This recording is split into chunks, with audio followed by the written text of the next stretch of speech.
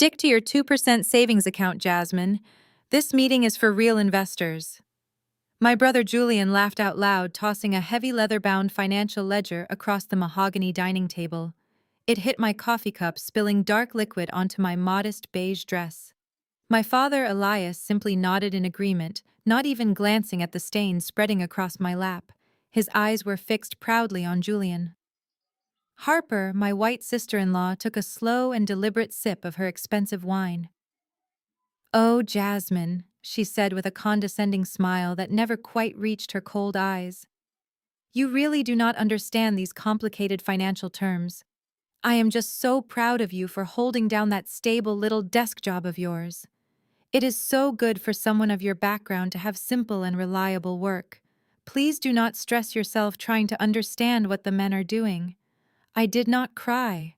I did not yell. I simply picked up a linen napkin, wiped the spilled coffee from my dress, and took a calm sip of my drink.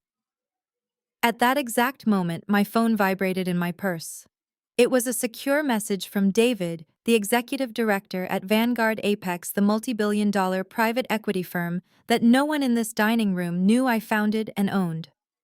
The message read, "Director, the Legacy Fund just requested an emergency bailout. They are drowning. Should I freeze their $100 million asset access?" I looked at the three people sitting across from me, basking in their fake superiority, and I smiled. Before I tell you exactly how I dismantled my arrogant family and their entire financial existence, let me know where you are watching from in the comments below.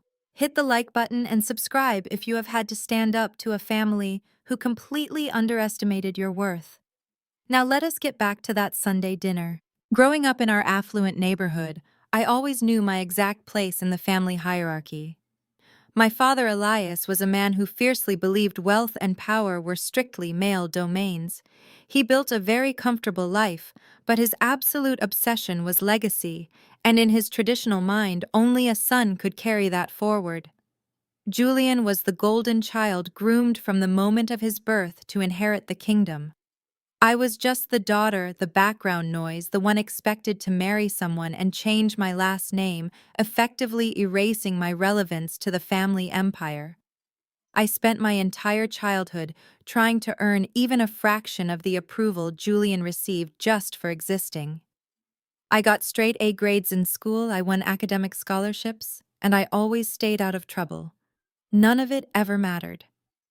The true depth of their disregard became agonizingly clear when I was accepted into a prestigious medical program. I had worked for years to secure my spot, but on the day the tuition deposit was due, the college fund my grandfather had set up for me was completely empty. My father had drained it to give Julian the seed money for his first failed business venture. When I confronted him with tears in my eyes, my father did not even have the decency to look ashamed. He flatly told me that Julian needed the capital to build the family name, and that a medical degree for a woman was a poor return on investment. Back at the dining table, the air was thick with the smell of roasted lamb and the expensive cologne Julian wore. He leaned back in his custom chair, twirling a solid gold pen between his fingers. "We are doing big things with the Legacy Fund this quarter," Julian bragged loudly, looking directly at our father for validation and praise. "I am restructuring our real estate portfolio and leveraging our assets to get into the crypto market. It is high-level strategy, Dad. Something the small-minded people just cannot grasp." He threw a mocking glance my way, clearly enjoying my silence. Harper giggled softly, reaching over to adjust the collar of his expensive shirt. "You are so brilliant, honey," she cooed affectionately. Then she turned her piercing gaze directly to me. "Jasmine, maybe you could help us with the basic tax filing this year. I know you do that sort of low-level accounting. We would pay you a fair hourly rate, of course. We strongly believe in charity, especially for family." These microaggressions were not new to me. Harper had always weaponized her compliments, masking her deep-seated prejudice behind a thin veneer of wealthy suburban politeness. She loved to constantly remind me of my place, treating me less like a sister-in-law and much more like the hired help. Every holiday and every family gathering, she found a cruel way to point out that my clothes were bought off the rack. My car was a practical sedan, and my apartment was located in a working-class neighborhood. She did not know that my practical sedan was a deliberate choice, that my modest apartment was a clever decoy, and that the simple clothes I wore were tailored to hide the absolute fact that my personal net worth eclipsed the generational wealth of her entire family tenfold. I looked down at the ledger Julian had thrown at me. I knew it was filled with inflated numbers and desperate financial projections. Julian was foolishly playing with margin accounts, borrowing millions against assets that were plummeting. The recent crypto market crash had caught him completely off guard, and the brutal margin calls were coming in fast. Elias raised his heavy glass of expensive scotch. To Julian, the absolute future of this family, he proclaimed proudly. I reached under the table, quietly opened the secure application on my phone, and typed my reply to David. Approve the loan, but attach a 15% penalty rate. The real game had officially begun. The dinner finally came to an end. As the last plates were cleared, my father stood up and adjusted his suit jacket. He looked over at Julian and Harper, who were already holding their fresh glasses of champagne. You two go relax by the pool, he said with a warm smile. Julian, you need to clear your head for all those big deals you are making tomorrow. Then his eyes shifted to me, and the warmth completely vanished from his face. Jasmine, you can stay behind and wash the dishes. The housekeeper is off tonight, and we cannot leave this mess for tomorrow. I did not sigh or complain. I simply stood up and began stacking the heavy porcelain plates. Through the large glass doors, I could see Julian and Harper laughing outside. They were reclining on the expensive patio furniture, bathed in the soft blue glow of the swimming pool. Harper was taking pictures of her champagne glass to post online, probably bragging about her luxurious Sunday evening. Inside the house, the air was heavy and warm. I turned on the faucet and let the hot water run over my hands. The smell of lemon soap filled the sink. My father walked into the kitchen a few minutes later to pour himself another glass of scotch. He leaned against the counter watching me scrub the pots. You know Jasmine? He started, his voice thick with judgment. You really should look at your brother as an inspiration. He is out there making moves, building real wealth. You are still wearing the same cheap shoes you had on last Thanksgiving. It is embarrassing. I kept my eyes on the soapy water. Julian is doing great, I replied, keeping my tone perfectly neutral. My father scoffed, taking a slow sip of his drink. He is doing more than great. He is carrying the family name. It is a good thing I had the foresight to redirect your college fund to him all those years ago. You remember that, do you not? He said it so casually, as if he were talking about moving money from one checking account to another, instead of destroying my dream of going to medical school. I remembered the day he told me he took the money. It was a Tuesday afternoon and it was raining. I had run all the way home from the campus library, my heart pounding in my chest, hoping there had simply been a bank error. Instead, I found my father sitting in his study smelling of expensive cigars. When I asked him where my tuition money went, he did not even look up from his desk. He told me Julian needed the capital to launch his first company. He said a medical degree for a daughter was a dead-end investment. The family name is what matters, Jasmine, he had said. Julian's success will be our success. Your success would just belong to whoever you marry. That was the day I realized I had no family. I had a biological father and a biological brother, but I was entirely on my own. While Julian was losing hundreds of thousands of dollars on his first 3 failed businesses, I was working night shifts at a diner to pay for community college classes. I studied finance instead of medicine. I wanted to understand the very thing my father valued more than his own daughter. I wanted to know how money moved, how it grew, and how it could be weaponized. I started small, investing my tip money into undervalued tech stocks. I had a natural talent for spotting patterns that others missed. By the time I was 25, I had made my first $1 million. By 30, I had quietly established Vanguard Apex, hiding my identity behind layers of corporate trusts and non-disclosure agreements. I knew my family would try to claim my success if they ever found out, so I played the part of the boring, struggling accountant perfectly. I drove a used car. I lived in a modest apartment, and I let them look down on me. It was the perfect camouflage. Standing in the kitchen now, so many years later, the memory still carried a dull ache, but it no longer had the power to break me. My father took another sip of his scotch and continued his lecture, oblivious to my silence. "You should be grateful I stopped you from taking on all that stress," he said. "Look at you now. You have a quiet life. You do not have to worry about the heavy burdens Julian carries. The economy is tough right now, but Julian knows how to navigate the storm. He is a financial genius just like me." I rinsed a plate and placed it carefully on the drying rack. A financial genius. The words echoed in my mind. This financial genius was currently bleeding millions of dollars, borrowing on margin, and gambling with the family legacy. He was so desperate, he had just taken a loan with a 15% penalty rate from a shadow lender he knew nothing about. He thought he was playing Wall Street, but he was actually playing right into my hands. My father finished his scotch and set the empty glass next to the sink for me to wash. "Do a good job cleaning up," he muttered, before walking out of the kitchen to join his precious son outside. The house grew quiet again, except for the sound of the running water and the distant laughter coming from the pool area. I turned off the faucet and dried my hands on a towel. I did not feel angry anymore. Anger was a useless emotion. It made people reckless. It made them make mistakes like the ones Julian was making right now. Instead of anger, I felt a cold and calculating focus. I walked over to the large window overlooking the patio.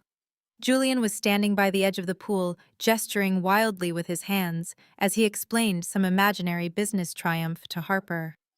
My father was sitting nearby, nodding proudly at every word his son said. They looked so confident, so secure in their stolen wealth and their unearned arrogance.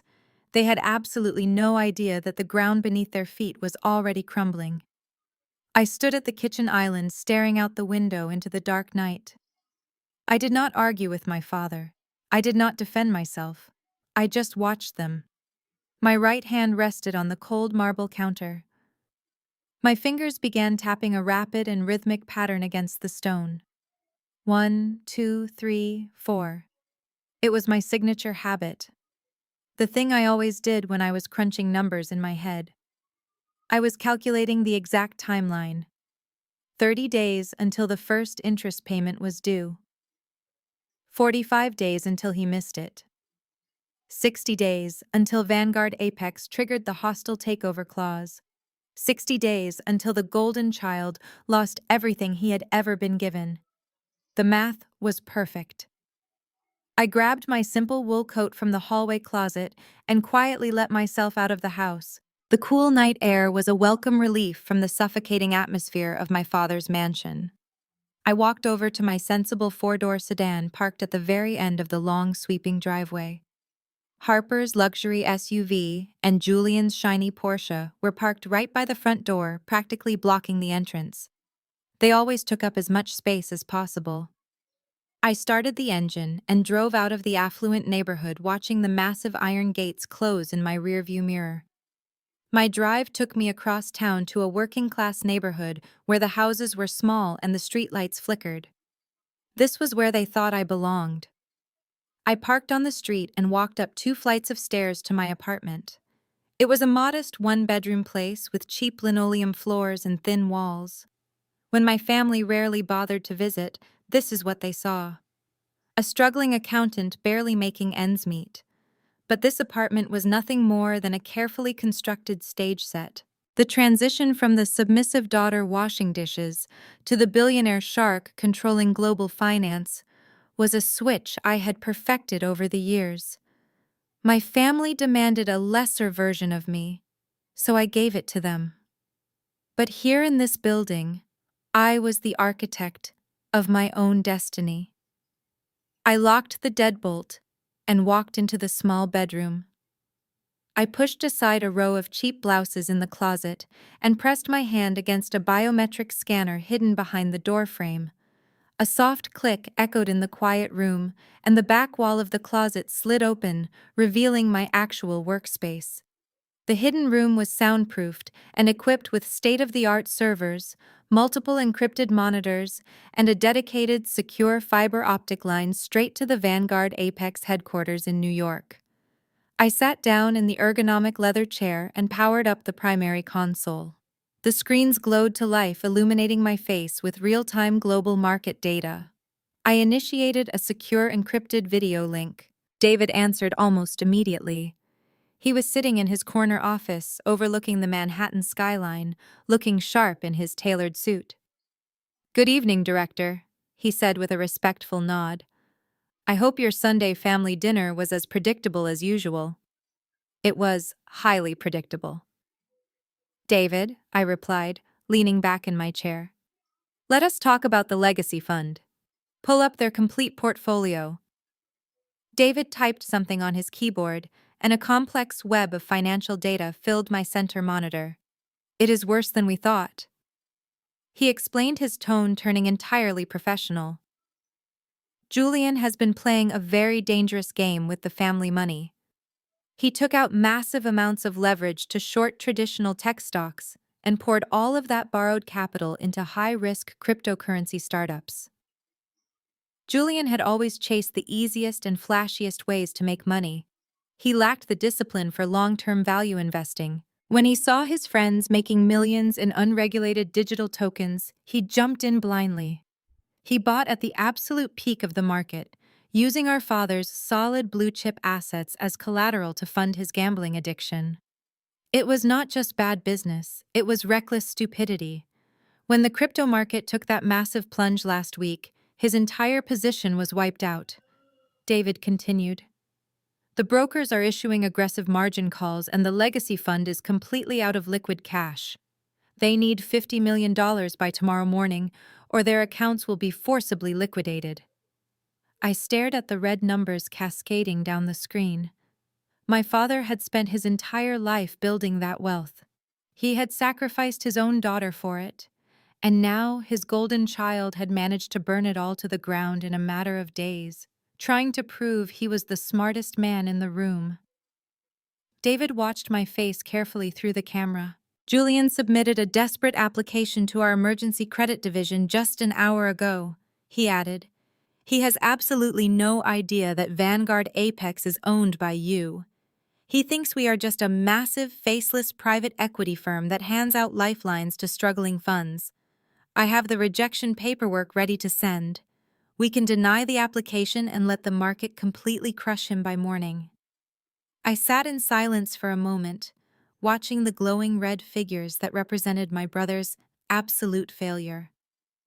Crushing him now would be too easy. If he went bankrupt tonight, he would just run crying to our father. My father would sell off his personal assets to cover Julian's debts, and they would both find a way to blame the market or blame the brokers. Julian would never truly understand the consequences of his arrogance. He needed to feel the absolute weight of his own destruction. He needed to be trapped in a cage of his own making, and I was going to build that cage for him. "Do not reject the application, David," I said, my voice calm and perfectly steady. "I want to own him completely. I want Vanguard Apex to hold every single string of his financial life." David looked slightly surprised, but he immediately prepared to take notes. David knew my history and he knew why I built this firm. He had been with me since the early days when we were operating out of a small rented office space. He respected my intellect, and he never questioned my final decisions. "What are your terms, Director?" he asked. I smiled coldly, looking straight into the camera. "Approve their emergency loan," I ordered. "Give them the $50 million they need to survive the night. But attach a 15% penalty interest rate to the capital, and David, make absolutely sure you demand full collateral for the loan. Every single asset the Legacy Fund owns must be pledged to Vanguard Apex." David typed rapidly, securing the new terms into the contract matrix. "A 15% penalty rate will bleed them dry within 2 months," he noted objectively. "They will never be able to maintain those interest payments, especially with their current cash flow crisis." "Exactly," I replied.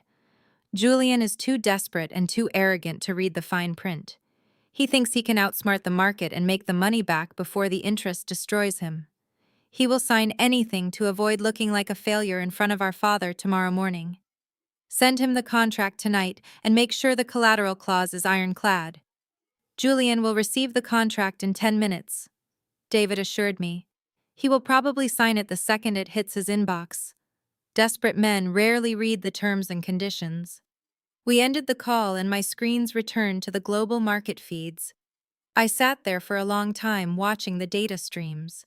My brother thought he was a predator in the financial world, but he was just a desperate prey swimming right into the jaws of a leviathan. He called me poor just hours ago, telling me to stick to my tiny savings account. Soon he would be begging for the spare change in that very account. I closed the monitors and stepped back out into my decoy apartment. I walked into the small kitchen and poured myself a glass of cheap tap water. The trap was officially set, and all I had to do now was wait for them to bleed. It was exactly 3 days later when the obnoxious roar of a high-performance engine shattered the quiet afternoon in my working-class neighborhood. I was sitting at my cheap kitchen table sipping tea when I looked out the window. Julian's metallic silver Porsche was parked illegally halfway onto the sidewalk, right next to a cracked fire hydrant. He stepped out wearing a tailored Italian suit that probably cost more than most of my neighbors earned in a month. He looked up at my building with an expression of pure disgust, wrinkling his nose as if the very air around my apartment was somehow offensive to him. He checked his expensive watch, shaking his head at the indignity of having to visit this side of town. I walked over to the door and unlocked it, just as his heavy footsteps echoed up the narrow stairwell. He was muttering loudly under his breath about the lack of an elevator, the scuff marks on the walls, and the smell of cheap cooking oil lingering in the hallway. Before he could even knock, I pulled the door open. He did not say hello. He simply pushed past me, stepping into my small living room and looking around with an arrogant sneer. "It is so incredibly depressing in here, Jasmine," he announced, brushing some invisible dust off his immaculate sleeve. "I honestly do not know how you live like this, day after day. It is like a prison cell. You really should have tried harder in life." I closed the door calmly and leaned against the frame. "What do you want, Julian?" I asked. "You do not usually visit the slums unless you need something from me." He chuckled a hollow, patronizing sound and threw himself onto my faded beige sofa, acting as if he owned the place. "I am just here to share some good news, little sister. I know you do not understand high finance and corporate structuring, but the Legacy Fund just secured a massive partnership. The biggest private equity firm in New York practically begged to work with me." I kept my face perfectly blank, betraying no emotion. "Is that so?" I murmured, crossing my arms. "Oh, absolutely," he bragged, waving his hand dismissively. "Vanguard Apex.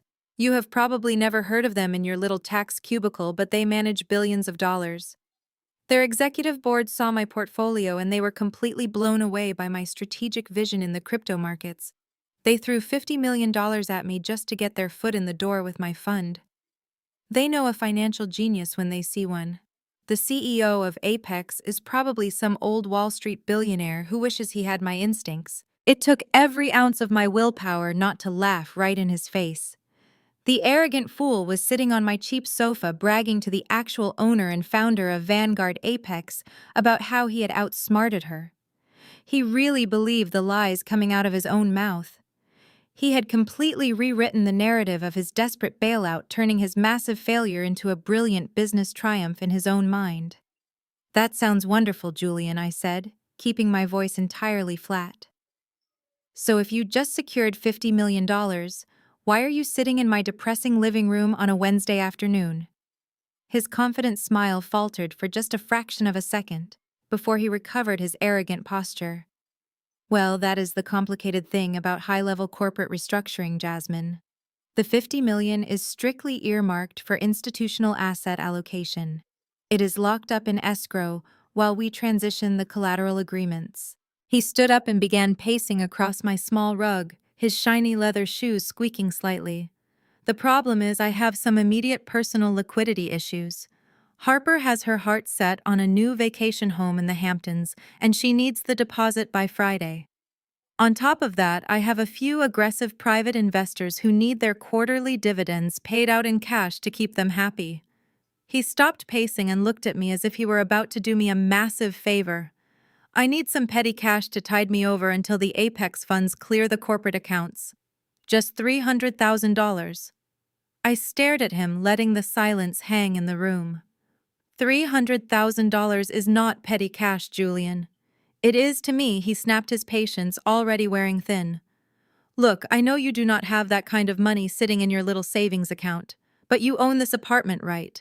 The neighborhood is absolute garbage, but the property value has gone up a bit over the years. I need you to take out a second mortgage on this place and wire me the cash by tomorrow morning.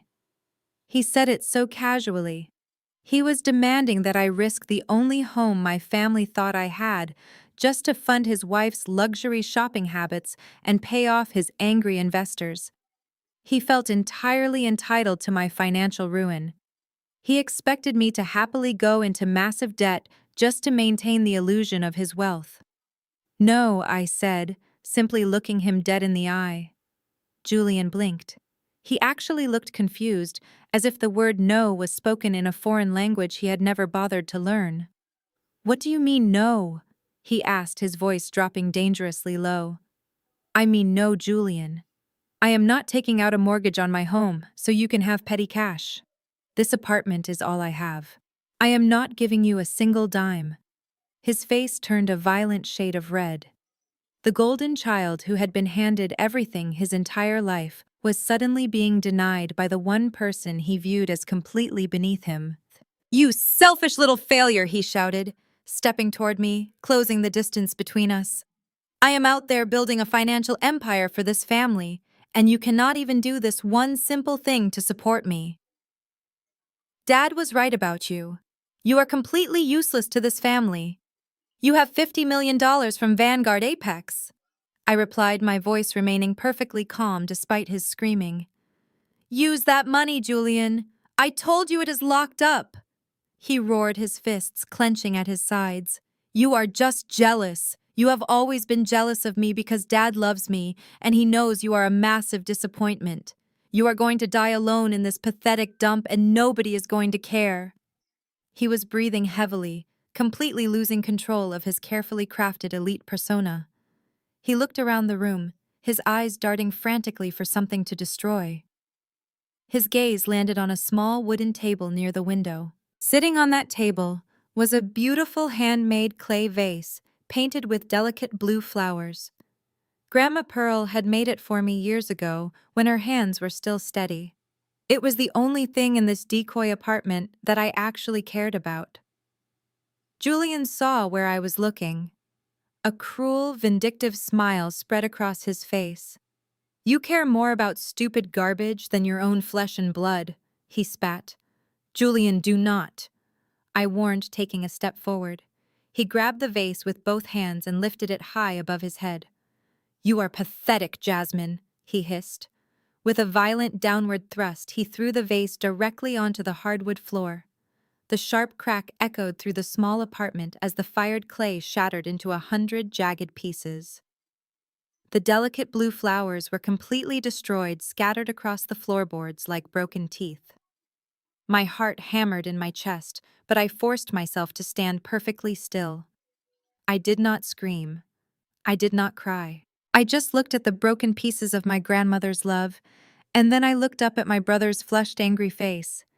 He adjusted his expensive suit jacket, breathing hard as if he had just won a physical fight. Do not ever call me for anything, he warned, pointing a shaking finger at me. When I am a billionaire, I will make sure you do not see a single dime of the family money. He turned around and stormed out of the apartment, slamming the door so hard the framed pictures rattled on the thin walls. I listened to his heavy footsteps stomping down the stairs, and a moment later, I heard the aggressive roar of his Porsche speeding away down the street. I walked over to the shattered vase and knelt on the floor. I carefully picked up a broken piece of clay with a painted blue flower on it. The ceramic edge was sharp, and it dug slightly into my thumb. Julian thought he had just hurt me. He thought he had exerted his power and put me in my place to make himself feel big again. But as I held the broken piece of my grandmother's vase, a profound and terrifying calmness washed over me. He had just guaranteed his own absolute destruction. There would be no mercy now. Not for him, not for my father, not for Harper. The game was no longer just about business. It was personal. I was still kneeling on the hardwood floor staring at the broken pieces of clay when my phone started vibrating in my pocket. I slowly stood up, brushing the dust from my knees, and pulled the device out. The screen flashed with Harper's name accompanied by a picture of her smiling brightly on a yacht from their last vacation. She was probably calling to do damage control or to reinforce Julian's demands. I wiped the ceramic dust from my thumb and answered the call, putting it on speaker so I could start sweeping up the mess while she talked. Jasmine's sweetie Harper began, her voice dripping with that fake sugary sweetness she always used when she was about to ask for something completely unreasonable. I am so glad I caught you. Julian just got home and he is so incredibly stressed. You really upset him, you know. He is carrying the weight of the entire family on his shoulders right now, and you being stubborn about your little apartment is not helping. I reached into the hall closet for a broom, keeping my voice completely neutral. What do you want, Harper? She sighed heavily as if dealing with me was an exhausting chore. Well, since you absolutely refuse to be a team player and help your brother with his petty cash flow, we have to make some minor adjustments. Julian and I are currently in the middle of a major liquidity restructuring. It is a very elite financial strategy that I would not expect you to understand, but it means our liquid assets are temporarily tied up in escrow and corporate holding accounts. I swept the broken blue flowers into a small pile. Liquidity restructuring. She was repeating the exact phrases Julian had probably fed her to cover up the fact that they were completely broke and drowning in a 15% penalty interest rate. They were bleeding cash so fast they could not even cover their basic monthly expenses anymore. So what does this have to do with me? I asked, staring at the sweeping pile. Harper cleared her throat, adjusting her tone to sound authoritative. Well, Grandma Pearl's nursing home bill is due on Friday. It is usually automatically deducted from the legacy fund accounts, but we have had to pause all non-essential outgoing transfers for the next 30 days. Since you are single with absolutely no kids and no real expenses, we need you to step up and handle it this month. I stopped sweeping. My hands gripped the wooden handle of the broom so tightly my knuckles turned white. Grandma Pearl was the woman who practically raised Julian and me when our parents were too busy attending country club dinners. She was the one who taught me how to read, how to garden, and how to be kind. Calling her care facility a non-essential outgoing transfer was the most disgusting thing I had ever heard. How much is the bill? Harper, I asked, my voice dropping to a dangerous whisper. She scoffed lightly as if the amount was beneath her notice. It is just a few $1,000s, Jasmine. Honestly, you should have enough in your pathetic little savings account to cover it. You never go on vacation, you buy your clothes from discount stores, and you sit in that tiny apartment all weekend. What else are you spending your paycheck on? It is time you actually contributed to this family instead of just taking up space at the dinner table. The absolute audacity of this woman was staggering. Just 30 minutes ago, her husband had stood in my living room and admitted they needed $300,000 in cash so Harper could put a deposit down on a luxury vacation home in the Hamptons. She was perfectly willing to let an 85-year-old woman get evicted from her care facility so she could buy a beach house she would only use 3 weeks out of the year. They were not just greedy, they were morally bankrupt. If the legacy fund is doing so well with Vanguard Apex, why can you not just ask your bank for a bridge loan? I asked, testing her. Harper let out a sharp, annoyed breath. I already told you, Jasmine, you do not understand high finance. Taking out a bridge loan right now would negatively impact our credit utilization ratio during the Apex transition. Look, I do not have time to give you a lesson in economics. I have a massage appointment in 20 minutes. Just call the facility and give your debit card number to the billing department. Consider it your rent for being part of this family." She paused, waiting for me to argue or apologize. I did not say a single word. I just took the phone off speaker and pressed the red button disconnecting the call. She called back almost immediately. I ignored it. She called a second time. I turned the phone on silent and tossed it onto the kitchen counter. I walked back to the pile of broken pottery on the floor. I knelt down and picked out the largest piece, the one with the intact blue flower. I slipped it into the pocket of my coat. I swept the rest of the dust and shards into the trash can. I walked over to the hook by the door and grabbed my car keys. I did not need to think about my next move. My family thought they could use my grandmother's well-being as a weapon to punish me. They thought they could humiliate me into emptying my decoy bank accounts just to cover their gross negligence. They assumed I would be terrified and desperate. They were completely wrong. I was not going to pay the bill at that mediocre facility my father had shoved her into 5 years ago. I walked down the stairs of my apartment building and got into my car. The drive to the nursing home would take me 45 minutes. It was 45 minutes to execute a plan that would humiliate Julian and Harper so completely they would not even be able to look their country club friends in the eye. I started the engine and merged onto the highway, driving straight toward the facility. The entire way there, I thought about Grandma Pearl. She was the only person in the family who ever saw me for who I really was. When my father ignored my academic achievements, she was the one who baked me a cake. When Julian broke my toys on purpose and my father blamed me for leaving them out, Grandma Pearl was the one who sat with me and helped me fix them. She had a quiet strength about her, a dignified resilience that I had always admired. She had worked hard her entire life, and when her mind started to slip, my father promised he would put her in the best facility money could buy.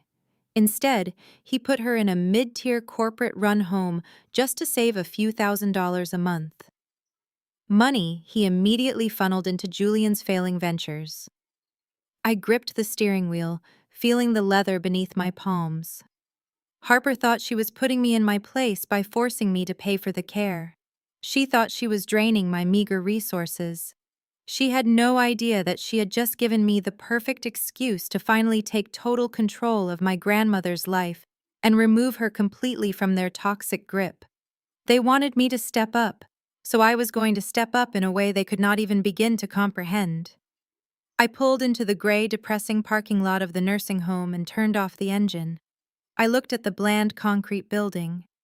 Grandma Pearl was not spending another night in this place. I walked through the sliding glass doors of the facility.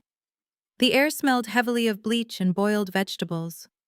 The fluorescent lights hummed loudly overhead, casting a sickly yellow glow on the scuffed linoleum floor. I walked down the long, depressing hallway until I reached room 214. Grandma Pearl was sitting in a faded vinyl armchair, staring out a small window that offered a view of a brick wall and a rusted dumpster.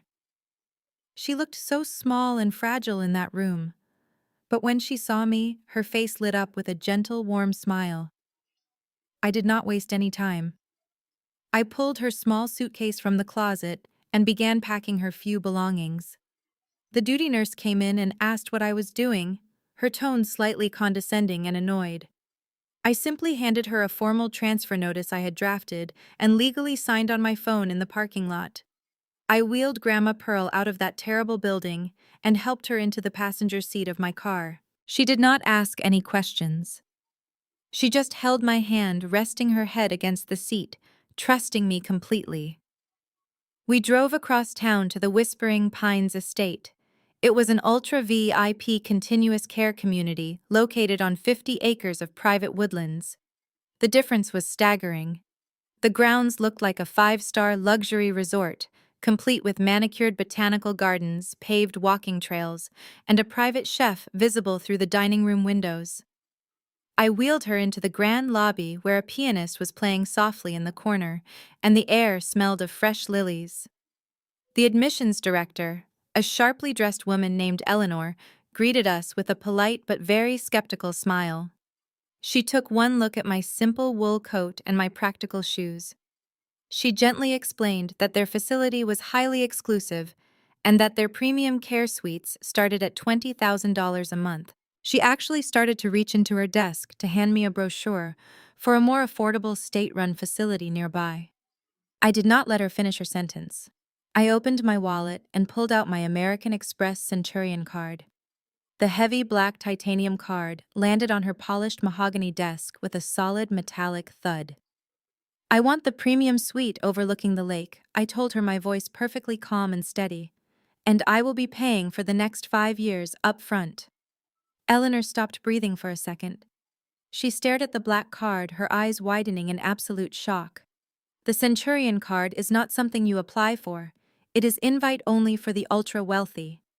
She immediately stood up, her entire demeanor changing as she scrambled to offer me premium coffee and frantically printed out the intake paperwork. $1.2 million cleared my account instantly without a single security flag. Grandma Pearl was immediately settled into a massive, beautiful suite with fresh flowers, a private balcony, and round-the-clock personalized medical care. I sat with her as she ate a gourmet lunch, and she squeezed my hand with tears of gratitude in her eyes. It only took 2 days for the bomb to drop. Julian and Harper had apparently gone to the old facility to put on a show of visiting her. Harper probably wanted to take a selfie to post online about how much she cared for the elderly. When the receptionist told them Grandma Pearl had been moved to Whispering Pines, they immediately drove there, assuming there had been some sort of administrative mistake. They were completely unprepared for the reality that hit them. They pulled up to the massive iron gates of Whispering Pines in their Porsche, expecting to be treated like royalty. Instead, the armed security guards at the entrance stopped them. The guards informed Julian that he was not on the approved visitor list. I had explicitly restricted all access, giving myself sole medical proxy. Julian demanded to speak to the manager, screaming that he was a powerful investor. The guards simply threatened to call the police if he did not move his car. Julian's fragile ego simply could not process what was happening. Harper was completely humiliated, standing outside a luxury gate she could not buy her way through. Their reality demanded that I remain the pathetic, struggling sister, so my sudden display of immense wealth completely shattered their worldview. They could not comprehend that the woman they had mocked and belittled had casually dropped over $1 million in cash without breaking a sweat. Rather than admit they were wrong, Harper did what she always did. She created a vicious lie to protect her own narrative. By Tuesday morning, my phone was flooded with messages from my extended family. Harper had systematically called every aunt, uncle, and cousin in our phone book. She spun a wild and desperate story. She told them I had completely lost my mind and embezzled hundreds of thousands of dollars from my own accounting firm. When some relatives questioned that logic, she pivoted and claimed I was sleeping with a shady billionaire sugar daddy who was funding my sudden lifestyle change. She painted herself and Julian as the deeply concerned victims who were just trying to protect our beloved grandmother from my scandalous and illegal behavior. The gossip spread like wildfire through our community. Nobody wanted to believe that the quiet girl in the cheap shoes had outsmarted all of them. They wanted the drama. They wanted to see me fail because my success would force them to examine their own mediocre lives. I sat at my massive mahogany desk at the Vanguard Apex headquarters, reviewing the daily global market reports while the notifications rolled in.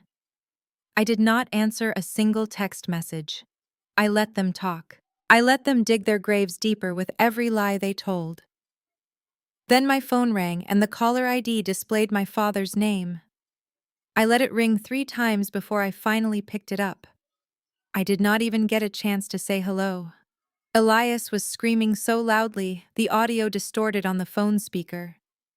"What kind of disgusting game are you playing, Jasmine?" He roared, his voice echoing off the glass walls of my office. "Harper told me everything. You are stealing. You are acting like a cheap gold digger. And you are dragging this entire family name through the mud." He paused to catch his breath, breathing heavily into the receiver before delivering his final furious threat. "You get over to my house right now and explain yourself, or I swear to God I will have you arrested and throw you to the wolves myself." I hung up the phone and set it face down on my massive desk. Let them scream. Let them threaten. They were completely powerless, and they did not even know it yet. While my father was wasting his breath yelling at me about a nursing home bill, my arrogant brother was facing a true financial apocalypse across town. At that exact moment across the city, Julian was sitting in his lavish corner office, but he did not look like the confident master of the universe he pretended to be. His expensive silk tie was loosened, and his shirt collar was unbuttoned. He was sweating profusely. The multiple computer monitors on his massive mahogany desk displayed a sea of red downward arrows. The crypto market had not magically rebounded like he had arrogantly promised his private investors. Instead, it had continued to tank, dragging his entire over-leveraged portfolio down with it. The first massive interest payment for the $50 million emergency loan from Vanguard Apex was due by the end of the business day. 15% penalty interest on $50 million was a staggering amount of cash, and Julian simply did not have it. His corporate bank accounts were bone dry.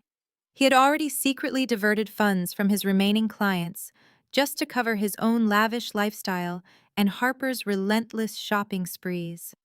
The phone on his desk rang. The caller ID showed the Vanguard Apex corporate number. Julian took a deep breath, wiped the sweat from his forehead, and answered, trying to sound like the arrogant winner he always portrayed to the world. David spoke on the other end of the line, his voice completely devoid of any emotion. Good afternoon, Julian. I am calling to confirm the transfer of the first penalty interest payment. The deadline is in exactly 3 hours. Julian forced a strained laugh. David, my friend, it is so good to hear from you. Listen, we are just dealing with a minor liquidity bottleneck today. The market is acting a bit irrational, but my sophisticated financial models show a massive correction coming next week. I just need a tiny extension on this first payment, maybe 30 days. 30 he. We are partners now, right? David did not laugh. Vanguard Apex does not have partners, Julian. We have clients and we have debtors. Currently, you are a debtor in severe breach of your loan covenants. If the interest payment is not wired to our corporate holding account by 5 p.m. Eastern Standard Time, we will initiate immediate hostile liquidation of the legacy fund and seize all assets. Julian felt his stomach drop to the floor. He stood up, pacing frantically behind his desk, his voice cracking with pure panic. You cannot do that, David. This is a generational fund. My father built this from the ground up. If you liquidate us now, the market will panic. You will completely destroy my reputation. Your reputation is not our concern, Julian David replied coldly. However, our risk assessment board has authorized one alternative solution to avoid immediate liquidation today. We require additional hard collateral to secure the payment extension. Your current stock portfolio is entirely too volatile. We need tangible real estate. Julian let out a shaky breath of profound relief.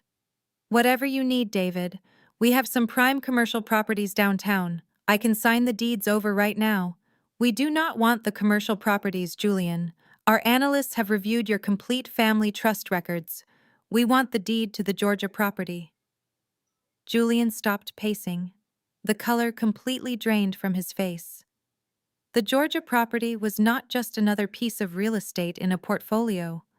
It was the ancestral land of our family. It was 300 acres of prime soil that our great-great-grandfather had purchased penny by penny after being emancipated from slavery. It was the ultimate symbol of our family's triumph, resilience, and survival in this country.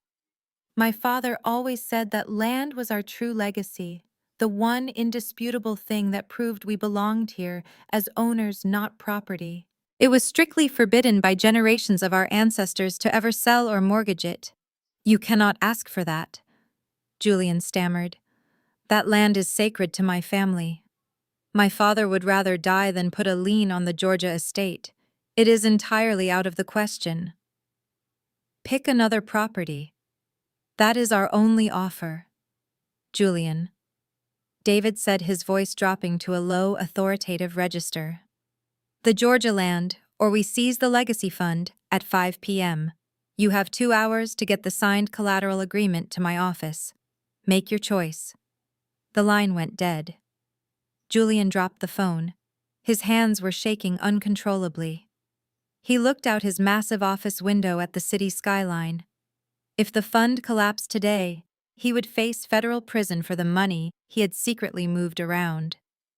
He would be a laughingstock on Wall Street. Harper would definitely leave him the second the money dried up and the credit cards declined. His entire identity was tied to being the golden boy, the untouchable financial genius. He could not let it end like this. He grabbed his suit jacket and sprinted out of his office.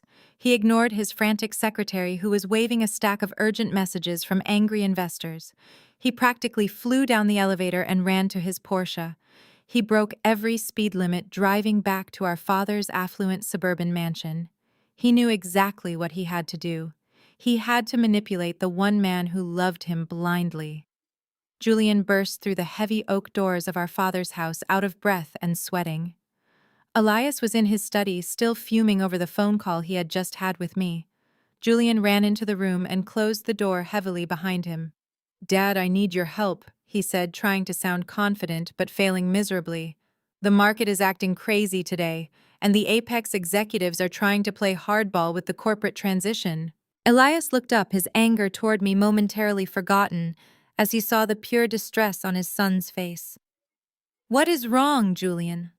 Julian leaned across the heavy mahogany desk, looking his father right in the eyes.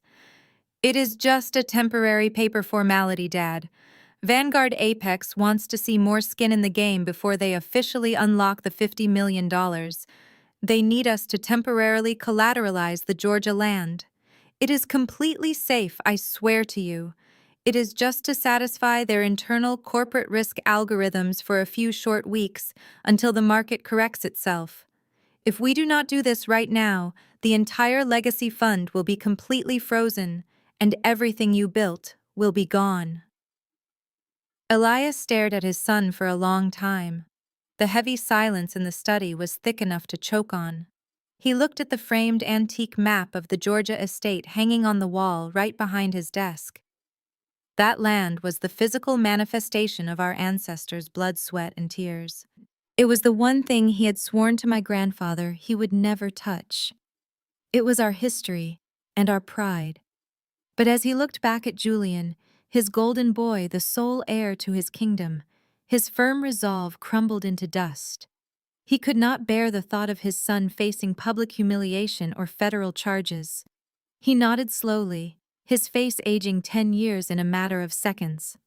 But there was a massive legal problem standing in their way, and Julian knew it all too well. The Georgia land was held in a joint family trust. My name was firmly on that deed right alongside Julian's. Vanguard Apex would not accept the collateral unless all legal owners signed the transfer documents. Julian could not simply forge my signature on something this massive without risking immediate federal wire fraud charges and guaranteed prison time. They desperately needed me. My phone buzzed against the polished mahogany of my office desk at Vanguard Apex. The caller ID displayed my father's name. I let it vibrate for a few seconds, savoring the moment before I picked it up and answered with a quiet hello. "Jasmine, get over to the house right now," he barked, his voice devoid of any warmth or basic greeting. "It is a family emergency, and I do not have time for your games today." I hung up the phone and smiled a cold, calculated smile. The trap was closing perfectly around them. I took my time leaving the corporate headquarters. I drove my decoy sedan back to their affluent suburb, intentionally letting them sit in their suffocating panic. The longer they waited, the more desperate they would become. When I finally pulled into the long, sweeping driveway, the tension in the heavy evening air was palpable. I walked through the massive front doors and made my way directly to my father's private study. Julian was pacing the hardwood floor, nervously holding a thick stack of legal documents against his chest. Harper was sitting curled up on the leather sofa, chewing aggressively on her perfectly manicured thumbnails. My father sat heavily behind his desk, looking completely exhausted and cornered. When I walked into the room, nobody bothered to offer me a seat. We have a slight corporate restructuring issue. My father began immediately skipping any form of pleasantries. Julian has secured a massive institutional partnership with Vanguard Apex, but their legal department is requiring a temporary hold on the Georgia estate as a show of good faith. It is purely procedural. Nothing for you to actually worry about. I looked at him, feigning deep confusion and hurt. The Georgia land, I asked, making my voice tremble just slightly. But Dad, you always said that land was sacred. You promised Grandpa before he died that we would never put a lien on it no matter what happened to the markets. Julian rolled his eyes and scoffed loudly. Do not be so incredibly dramatic, Jasmine, he snapped, stepping toward me. Stepping. It is not a lien. It is a temporary collateral hold. I am about to lock in $50 million and secure our legacy, and you are worrying about some unused dirt down in the South. Just sign the waiver so I can get back to doing real work. He shoved a document across the polished surface of the desk toward me. It was a legally binding waiver of inheritance rights. It explicitly stated that I was voluntarily surrendering my 50% ownership of the Georgia estate and transferring it entirely to Julian. The sheer irony of the situation almost made me laugh out loud. My own corporate legal team at Vanguard Apex had drafted that exact document specifically to strip me of my personal rights so my firm could legally seize the entire property when Julian inevitably defaulted on the impossible loan. My brother was literally handing me the loaded weapon I would use to destroy him.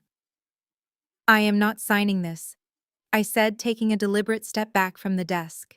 I crossed my arms, wrapping them around myself as if I were trying to protect myself from their overwhelming greed. That land is half mine, Julian. It is my only connection to our ancestors. It is not yours to gamble away.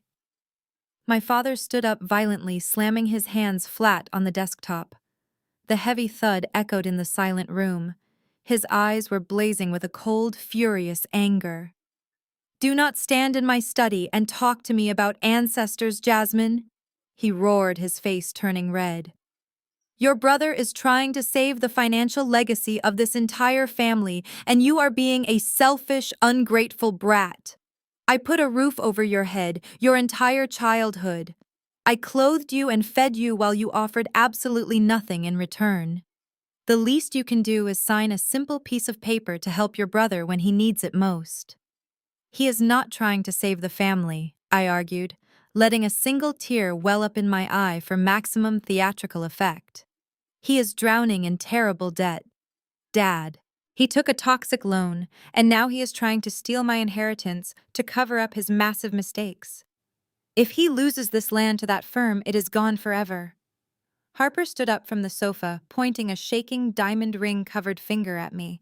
How dare you speak to your brother that way? She yelled, her voice shrill and full of venom. He is a financial genius. You are just a low-level tax clerk who is bitterly jealous of his success. You have always wanted to see him fail because you are a miserable person. I ignored her outburst completely, keeping my eyes fixed firmly on my father. Please, Dad, I whispered, letting the tear trace a slow path down my cheek. Do not make me do this to myself. It is the only thing of real value I have left in this family. My father walked slowly around the desk and stood mere inches from my face. The look in his dark eyes was one of pure, unadulterated disdain.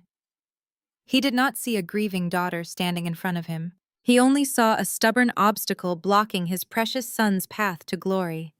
He took a deep breath, ready to deliver the final crushing blow to my spirit. You listen to me very carefully, he said, his voice dropping to a vicious, hateful whisper that filled the quiet room. You have never been a true part of this family. You are a massive disappointment. You live in a slum, and you work a meaningless job. Julian is the future. Only Julian carries this family bloodline forward. You have absolutely no right to this land. You are going to sign this paper right now, or you can get out of my house forever and never call me your father again. The room fell completely silent after my father's words stopped echoing off the dark wood-paneled walls. I stood there looking into the eyes of the man who was supposed to protect me, but who was instead violently ripping away my birthright just to cover his son's massive failures. He had just given me an ultimatum that would have completely shattered a normal daughter. He told me to sign away the only piece of our ancestors' legacy that belonged to me or be disowned forever. The truth was, he had disowned me in his heart, decades ago. This was just the final administrative step in a lifetime of rejection. I looked down at the heavy gold pen resting next to the legal document on the massive mahogany desk.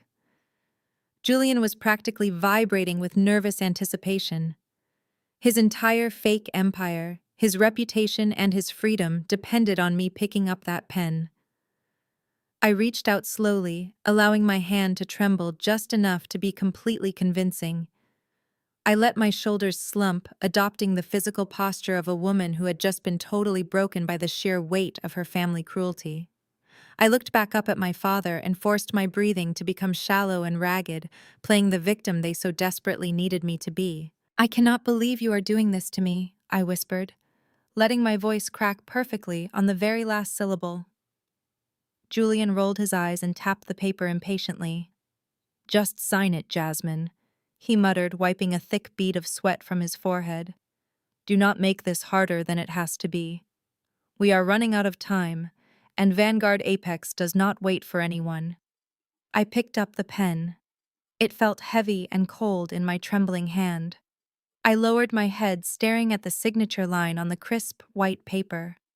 I closed my eyes and summoned every memory of rejection I had ever experienced in this house. The ignored birthdays, the dismissed report cards, the stolen college fund. I let all of that old pain bubble up to the surface for just a fraction of a second. A single heavy tear escaped my eyelashes and rolled slowly down my cheek. It fell silently, hitting the thick parchment paper right next to where my name was printed, leaving a small damp circle. It was the perfect performance. That single golden tear was the exact validation they all desperately needed. It proved to them that they had won and that I was completely defeated. It proved to my father that his patriarchal dominance was still absolute and unbreakable. With my hand shaking, I pressed the gold nib of the pen to the paper and signed my name. I traced every letter, slowly making sure the signature was perfectly legible and legally binding. They thought I was surrendering. They had absolutely no idea that I was not just signing away my rights. I was legally isolating the Georgia property, removing the only legal shield that protected it from my firm. The moment I lifted the pen from the paper, the heavy tension in the room instantly evaporated. Julian let out a massive breath of air, a sound of pure, unadulterated relief. He snatched the document off the desk so fast he almost tore the paper. He stared at my signature like a starving man looking at a massive feast. He quickly checked his expensive watch, knowing he only had about 30 minutes left to scan and send the collateral agreement to Vanguard Apex before the massive penalty deadline passed. My father leaned back in his heavy leather chair, the rigid anger finally leaving his body. He looked at me not with love or gratitude, but with a cold, dismissive satisfaction. He had forced his will upon me, and he was incredibly pleased with his victory. "You did the right thing, Jasmine," he said, his voice returning to its normal calm and authoritative tone. "You protected the family like you were supposed to. You can stay for dinner if you want." I did not answer him. I just kept my head lowered, maintaining the illusion of the crushed and discarded daughter. Harper stood up from the leather sofa and walked over to me. She had a sickeningly sweet smile plastered across her face, acting as if she had not just been screaming insults at me moments ago. She reached out and gave my shoulder a patronizing little pat. Her heavy diamond rings felt cold even through the thick fabric of my simple coat. "Do not cry," Sweetie Harper cooed in a tone you would use to comfort a small toddler who just dropped their ice cream on the sidewalk. "It is just dirt anyway. You would not know what to do with 300 acres of land. Julian is going to leverage it to make us all very wealthy. Maybe when the Apex deal goes through we can buy you a nice new coat." That one is looking incredibly tired and out of style. I nodded weakly, keeping my eyes fixed firmly on the expensive rug beneath my feet. I slowly turned around and walked toward the heavy oak doors of the study. I could hear Julian already dialing the phone to call his secretary, demanding that she stand by the fax machine. I opened the door and stepped out into the grand hallway, leaving them to celebrate their hollow victory. I walked down the long corridor, my footsteps completely silent on the expensive Persian runners. I passed the large framed portraits of our family hanging on the walls. The house felt entirely different now. It was no longer a place that held any emotional power over me. It was just a silent building filled with foolish, arrogant people who had just handed their executioner the exact weapon she needed to destroy them. I reached the massive front entrance and placed my hand on the heavy brass handle. I pushed the door open and stepped out into the cool evening air. The moment the heavy front door clicked shut behind me, the trembling in my hands stopped entirely. The slumped, defeated posture vanished instantly as I straightened my spine. The fabricated sorrow completely evaporated from my face, replaced by a mask of pure cold calculation. I reached up and casually wiped the wet tear track from my cheek. It was the very last tear I would ever shed for these people. I walked briskly down the sweeping driveway toward my decoy car. The night sky was dark and starless, but I had never seen my path so clearly. I reached into my pocket and pulled out my encrypted phone. I opened my secure messaging channel to David. Julian would be sending the signed waiver to David's office at any moment, truly believing it was his ultimate salvation. He had absolutely no idea that my signature did not save the ancestral land. My signature simply removed the legal barrier that prevented Vanguard Apex from taking it from him forever. I typed the message quickly, my fingers flying across the digital keyboard with lethal precision. Legal barriers removed. The land is now 100% Julian's. Receive the documents and accept the collateral.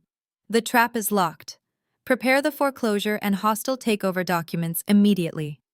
I hit send and tossed the phone onto the passenger seat. I started the engine and drove away from my father's mansion, feeling an incredible sense of absolute power. The golden child had taken the bait, hook, line, and sinker. My father had driven the final nail into his own legacy. Tomorrow they were all going to lose everything, and I was going to be the one taking it. 2 days later, the heavy embossed invitation arrived in my mailbox.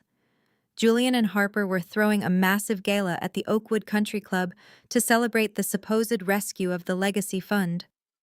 Oakwood was one of those hyper-exclusive, predominantly white establishments where the membership fees alone could buy a small house in my neighborhood. They had rented out the grand ballroom, pouring tens of thousands of dollars they absolutely did not have into a single night of fake glamour. They were celebrating a death sentence, thinking it was a coronation. Julian had taken out a line of credit just to pay for the floral arrangements, completely oblivious to the fact that his financial grave had already been dug. I stood in front of my closet and selected my outfit for the evening.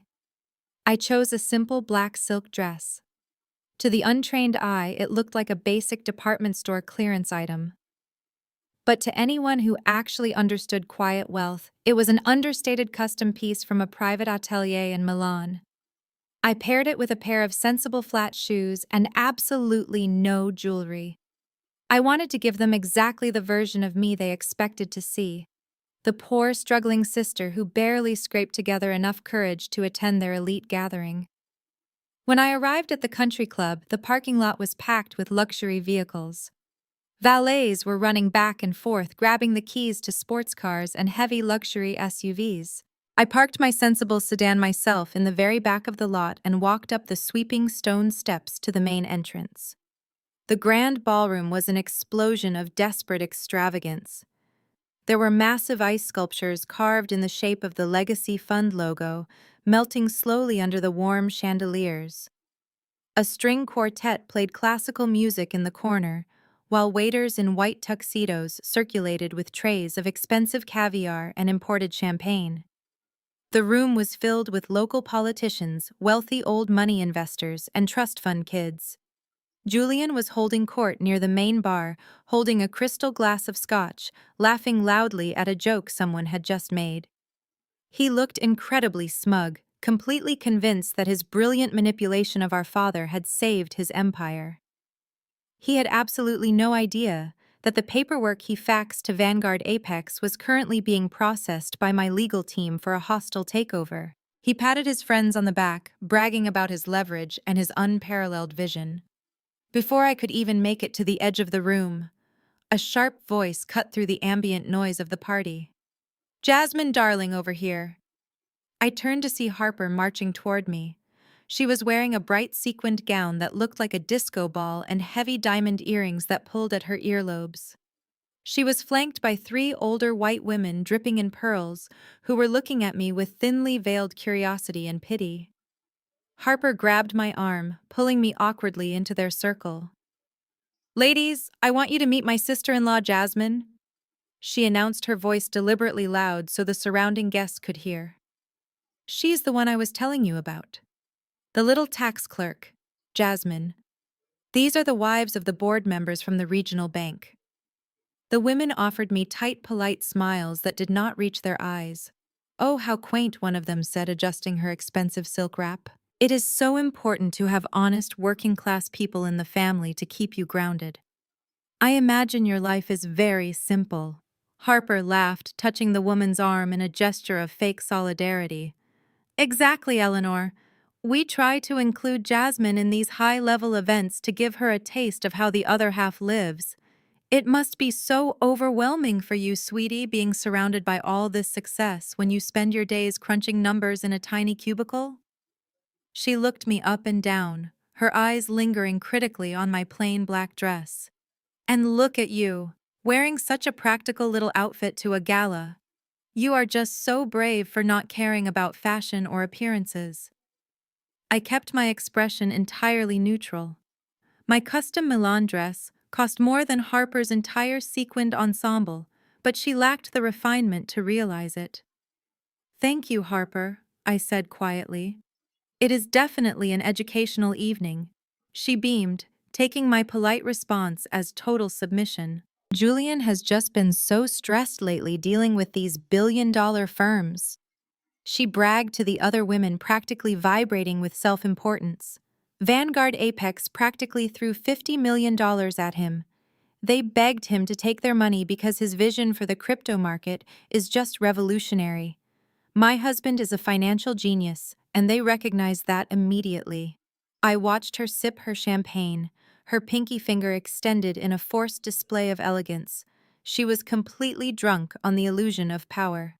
Just then, a young waiter rushing past our group with a heavy silver tray of empty champagne flutes stumbled slightly on the edge of the thick Persian rug.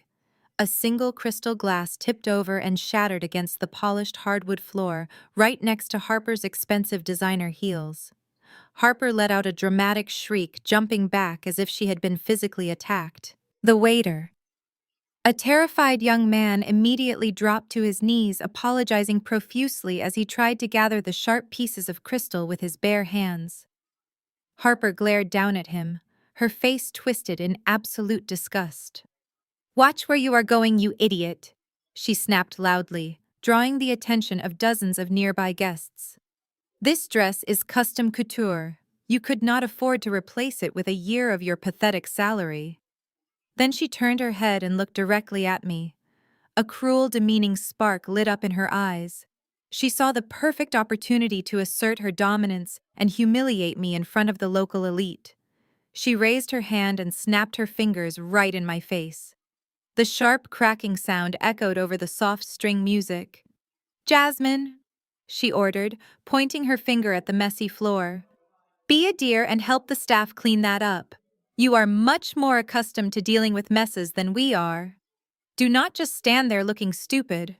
Grab a napkin and get on your knees. We cannot have the real important guests stepping on glass." The entire circle of wealthy women went completely silent, watching me to see what I would do. The music seemed to fade away as people nearby stopped their conversations to stare at the bizarre cruelty unfolding near the bar. My father was standing a few feet away talking to a city councilman. He looked over, saw what Harper was doing and simply turned his back, ignoring the situation entirely, just as he had ignored my pain, my entire life. I looked down at the terrified young waiter, then back up at my sister-in-law. Harper was smirking, her chin raised in a posture of total supremacy. She expected me to shrink away in shame, to crouch down on the floor in my dress and sweep up broken glass like a servant. She wanted to break my dignity in a room full of powerful people to prove that she was the queen of the family and I was nothing more than the dirt beneath her shoes. I did not move a single muscle. I just stared at her, waiting for the final act of their pathetic play to begin. The silence stretched between Harper and me for what felt like an absolute eternity. The older wealthy women in her circle watched with bated breath, expecting me to completely shatter under the pressure to drop to my knees and gather the broken crystal with my bare hands. I did not break eye contact with Harper. I did not blink. I simply stood there, radiating a quiet, cold calm that completely unnerved her. Her confident smirk began to falter, ever so slightly at the edges. She opened her mouth to snap at me again, but before she could escalate her cruel demand, a loud, sharp ringing echoed through the grand ballroom. Someone was tapping a heavy silver spoon against a crystal champagne flute. The piercing sound drew everyone's attention toward the front of the massive room where a raised stage had been temporarily erected. The young, terrified waiter quickly and silently swept up the broken glass, taking full advantage of the sudden distraction to disappear through the swinging kitchen doors. Harper let out a frustrated huff, flipping her heavily styled hair over her shoulder and turning her back to me. Julian was walking up the plush carpeted steps to the stage. He adjusted his expensive custom-tailored jacket and gripped the microphone stand with both hands, leaning forward with the overwhelming swagger of a man who firmly believed he owned the entire world and everyone in it. "Ladies and gentlemen," Julian began, his voice booming through the state-of-the-art sound system echoing off the vaulted ceilings. "If I could have your undivided attention for just a moment, please." The low murmur of conversation died down almost immediately. The string quartet in the corner abruptly stopped playing their instruments. Every single face in the room turned toward the golden child. My father stood right at the very front of the crowd, his chest puffed out with immense pride, his eyes shining with adoration as he looked up at his only son. "We are gathered here tonight to celebrate more than just a successful financial quarter," Julian announced, flashing his perfectly white, cosmetically enhanced teeth. "We are celebrating true resilience. We are celebrating unmatched vision. As all of you in this room know, the global markets have been incredibly turbulent recently. The cryptocurrency sector took a massive, unpredictable hit, and I know for a fact that many legacy funds in this very city completely folded under the intense pressure. They panicked. They liquidated their positions. They lost absolutely everything they had built." He paused for maximum dramatic effect, pacing slowly across the length of the stage, letting his heavy words sink into the minds of the wealthy investors watching his every move. But the legacy fund did not panic. He continued, his voice rising with theatrical passion. "We did not retreat into the shadows. Instead, we doubled down on our core convictions. We aggressively restructured our extensive portfolio, and we went looking for fresh capital. And let me tell you a little secret, when you have a proven track record like mine, the massive capital comes looking for you." A ripple of appreciative laughter and polite applause moved through the elegant crowd. Julian soaked it up like a sponge, feeding off their validation. "Just last week, the massive private equity firm Vanguard Apex approached us." He lied smoothly, completely rewriting the actual history of his desperate financial begging. "They manage billions of dollars globally. They are notoriously ruthless and incredibly selective. But when their executive board saw my proprietary market models and my long-term investment strategy, they did not just offer us a standard partnership. They practically begged us to take their $50 million. Harper clapped loudly from the center of the room, looking around frantically to make sure everyone saw her supporting her brilliant, successful husband. Julian pointed a finger gun at her and winked, causing the older women around her to sigh in admiration. I had to play hardball with them. Of course, Julian bragged, leaning casually against the wooden podium. These giant Wall Street behemoths think they can dictate terms to boutique family funds like ours. They wanted aggressive collateral. They wanted to tie up our historical assets. But I sat down at the negotiating table and I showed them exactly who was really in charge. I structured a masterful deal that completely protects our family legacy while giving us the liquid capital to entirely dominate the upcoming market recovery. People in the industry are already calling me the new Wolf of Wall Street, and honestly, looking at the numbers, I think the title fits perfectly. The crowd chuckled and nodded in fervent agreement. They absolutely love the underdog narrative of the local financial prodigy outsmarting the giant faceless corporate entity. My father raised his heavy crystal glass of scotch in a silent, emotional toast to his son. It was physically nauseating to watch. Julian was standing on a stage built entirely with borrowed money, bragging about a predatory loan that was currently draining his corporate accounts dry.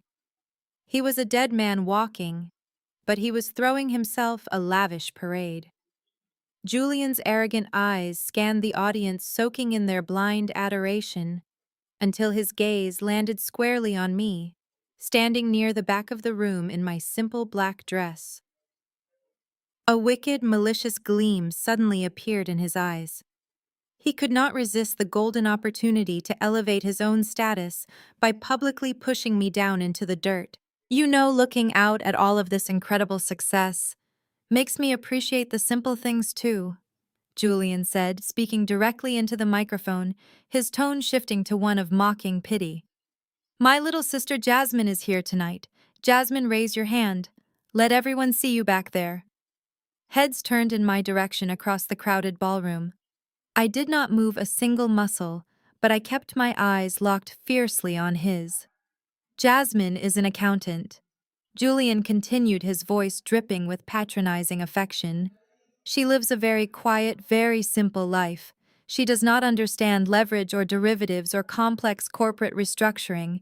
She saves her little paychecks and she drives a sensible used car. Just a few days ago, I went to her small apartment and I asked her for a tiny financial favor, and she was so terrified of losing her little safety net that she completely refused to help her own family. A few people in the wealthy crowd murmured some laughing softly behind their hands at the expense of the poor, ignorant sister who did not understand the mechanics of high finance. I am not mad at you, Jasmine, Julian declared, spreading his arms wide as if he were a benevolent king forgiving a lowly peasant. I actually think your financial illiteracy is cute, and I want to give you a very public lesson tonight so you can finally relax. You just keep doing your basic little tax returns. You just stick to your 2% savings account, sweetie. You do not ever have to worry about the big scary world of finance because I will always protect you with my $300 million empire. Harper led the applause, clapping her hands high in the air, her face glowing with spiteful triumph. My father nodded slowly, completely validating Julian's public humiliation of his own daughter. The rest of the room eagerly joined in. It started as polite applause and quickly swelled into a roaring, deafening standing ovation. The wealthy elite of the city were on their feet cheering wildly for the golden child, the financial genius, the new Wolf of Wall Street. Julian stood proudly at the center of the stage, basking in the overwhelming applause, his fragile ego inflated to astronomical proportions. It was the absolute peak of his entire life, his shining moment of ultimate glory. And then the heavy mahogany doors at the very back of the grand ballroom burst open. The heavy mahogany doors at the very back of the grand ballroom did not just open, they were pushed apart with such absolute force that they slammed against the interior walls with a deafening crack. The booming sound echoed across the vaulted ceiling, instantly silencing the remaining applause. Every single head in the room turned toward the entrance. The string quartet playing softly in the corner dragged their bows harshly across their instruments, producing a screeching, discordant note before freezing completely. The warm, inviting atmosphere of the celebration evaporated in a single second, replaced by a sudden chilling tension that settled over the wealthy guests like a heavy winter blanket. Standing in the doorway was David. He was not wearing a tuxedo or holding a glass of champagne. He was dressed in a sharp-tailored black suit that looked more appropriate for a funeral than a gala. His face was set in a rigid, unreadable mask of pure business. Flanking him on either side, forming a perfect, intimidating V formation, were 5 men. They were high-level corporate litigators from Vanguard Apex, and they looked absolutely terrifying. They were all dressed in identical dark suits, carrying thick leather briefcases, and their eyes scanned the ballroom with the cold, detached calculation of predators assessing a room full of trapped prey. They did not wait to be announced. David led the group, stepping onto the plush Persian carpet and walking straight down the center aisle of the ballroom. The wealthy elite of the city, the local politicians and the trust fund heirs, instinctively parted ways to let them through. Nobody dared to speak. The sheer overwhelming presence of these 6 men commanded absolute silence. The only sound in the massive room was the synchronized clicking of their expensive leather shoes against the polished hardwood sections of the floor. Up on the stage, Julian stood perfectly still for a moment, completely failing to read the terrifying energy entering his party. His brain completely clouded by his own arrogance and the intoxicating applause he had just received, processed the arrival of David as the ultimate validation of his power. He genuinely believed that the executive director of Vanguard Apex had flown down personally to attend his local celebration to bend the knee and publicly honor him in front of his peers. A massive, triumphant grin spread across Julian's face. He grabbed the microphone, leaning back into it with the swagger of a conquering hero.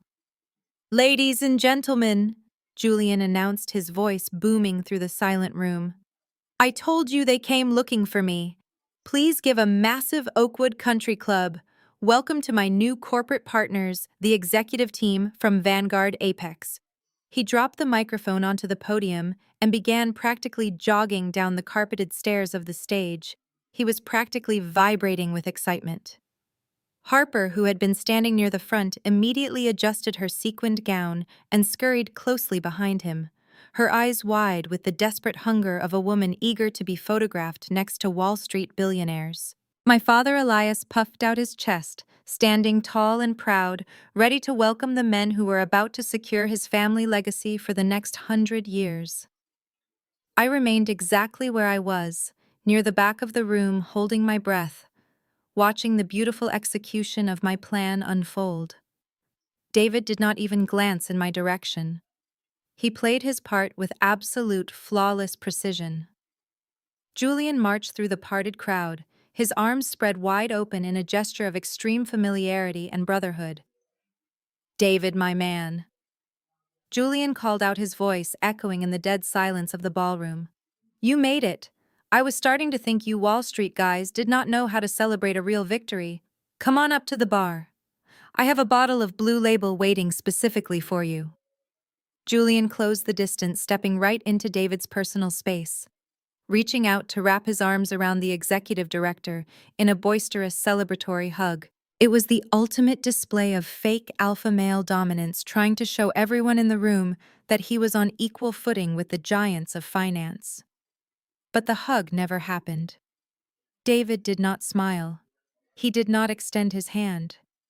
As Julian lunged forward with his arms wide, David took one single deliberate step backward.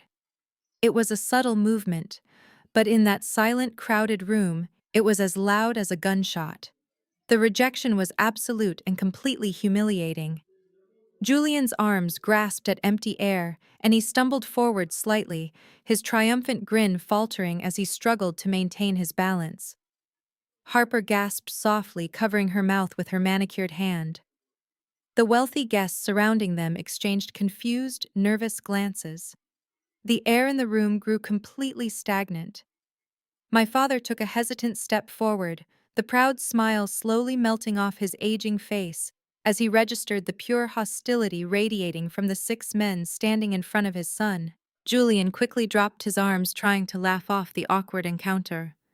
He smoothed the lapels of his custom jacket, his face flushing a deep shade of crimson. "Wow, tough crowd," Julian nervously joked, looking back at his audience trying to save face. I guess we are strictly keeping it professional tonight. That is fine, David. I respect the hustle. Let us get a photo for the financial press before you grab a drink. David still did not blink. He simply reached into the inner breast pocket of his tailored suit jacket and slowly pulled out a thick, heavy stack of legal documents. The papers were bound together by a thick woven cord and sealed with a massive, stark red wax stamp. The sight of that red seal made the blood completely drain from Julian's face. Even a fool like him knew what a red seal meant in the corporate banking world. It was the universal symbol of a hostile legal action. David held the thick stack of documents in his right hand, gripping them tightly. He looked Julian dead in the eyes, his voice projecting clearly across the silent ballroom, carrying absolutely no warmth and no mercy. "Mr. Julian," he said, his tone dropping the temperature of the room by 10 degrees. "I am not here for a party." David stepped around my brother as if he were nothing more than a minor obstacle on the carpet. He walked calmly up the short flight of stairs to the stage and stood directly behind the wooden podium. Julian was frozen in place, his mouth hanging slightly open as he turned to watch David take control of the microphone. The 5 corporate lawyers spread out, forming a formidable line across the front of the room, effectively blocking anyone from approaching the stage. David laid the thick stack of sealed documents onto the podium. He tapped the microphone once and the sharp sound made several people in the front row flinch. "Ladies and gentlemen," David announced, his voice carrying a brutal and clinical authority. "I apologize for interrupting your evening, but there is a matter of urgent legal business that must be concluded immediately. As of 6 p.m. this evening, Vanguard Apex has officially initiated a hostile takeover of the Legacy Fund." The words hung in the air like a physical weight. Hostile takeover. The wealthy investors and politicians in the room began murmuring rapidly, exchanging shocked and panicked looks. My father took a sudden step backward, bumping into a cocktail table and sending a glass crashing to the floor. Julian finally snapped out of his paralyzed state. He scrambled back up the stairs to the stage, his face twisted in a mixture of confusion and rising panic. "What are you talking about, David?" Julian demanded, his voice cracking as he reached for the microphone. "We just signed the collateral agreement 2 days ago. The loan is secure. You cannot do this." One of the lawyers stepped forward and placed a heavy hand firmly on Julian's chest, pushing him back away from the podium. Julian stumbled, but managed to stay on his feet, his eyes darting frantically between David and the grim-faced lawyers. "You submitted the collateral agreement," Mr. Julian, David said, speaking directly into the microphone so the entire ballroom could hear every single humiliating detail. "However, upon executing our standard deep financial audit, our forensic accounting team uncovered massive irregularities in your reporting. You intentionally falsified your liquidity statements to secure the emergency bailout. You deliberately hid a $50 million deficit stemming from catastrophic losses in unregulated cryptocurrency markets." A collective gasp rippled through the elegant crowd. The investors who just minutes ago had been cheering for the new Wolf of Wall Street were now staring at him with absolute horror and disgust. They realized that the Golden Boy had not just failed, he had committed massive financial fraud. "That is a lie," Julian screamed, his voice echoing wildly off the high ceilings. "I did not hide anything. The market just shifted unexpectedly. It is a temporary deficit. You gave me 30 days to correct it. You signed a contract with a strict transparency clause." David continued, completely ignoring Julian's frantic outburst. "Fraudulent misrepresentation immediately voids any grace period. You are in catastrophic breach of your loan covenants.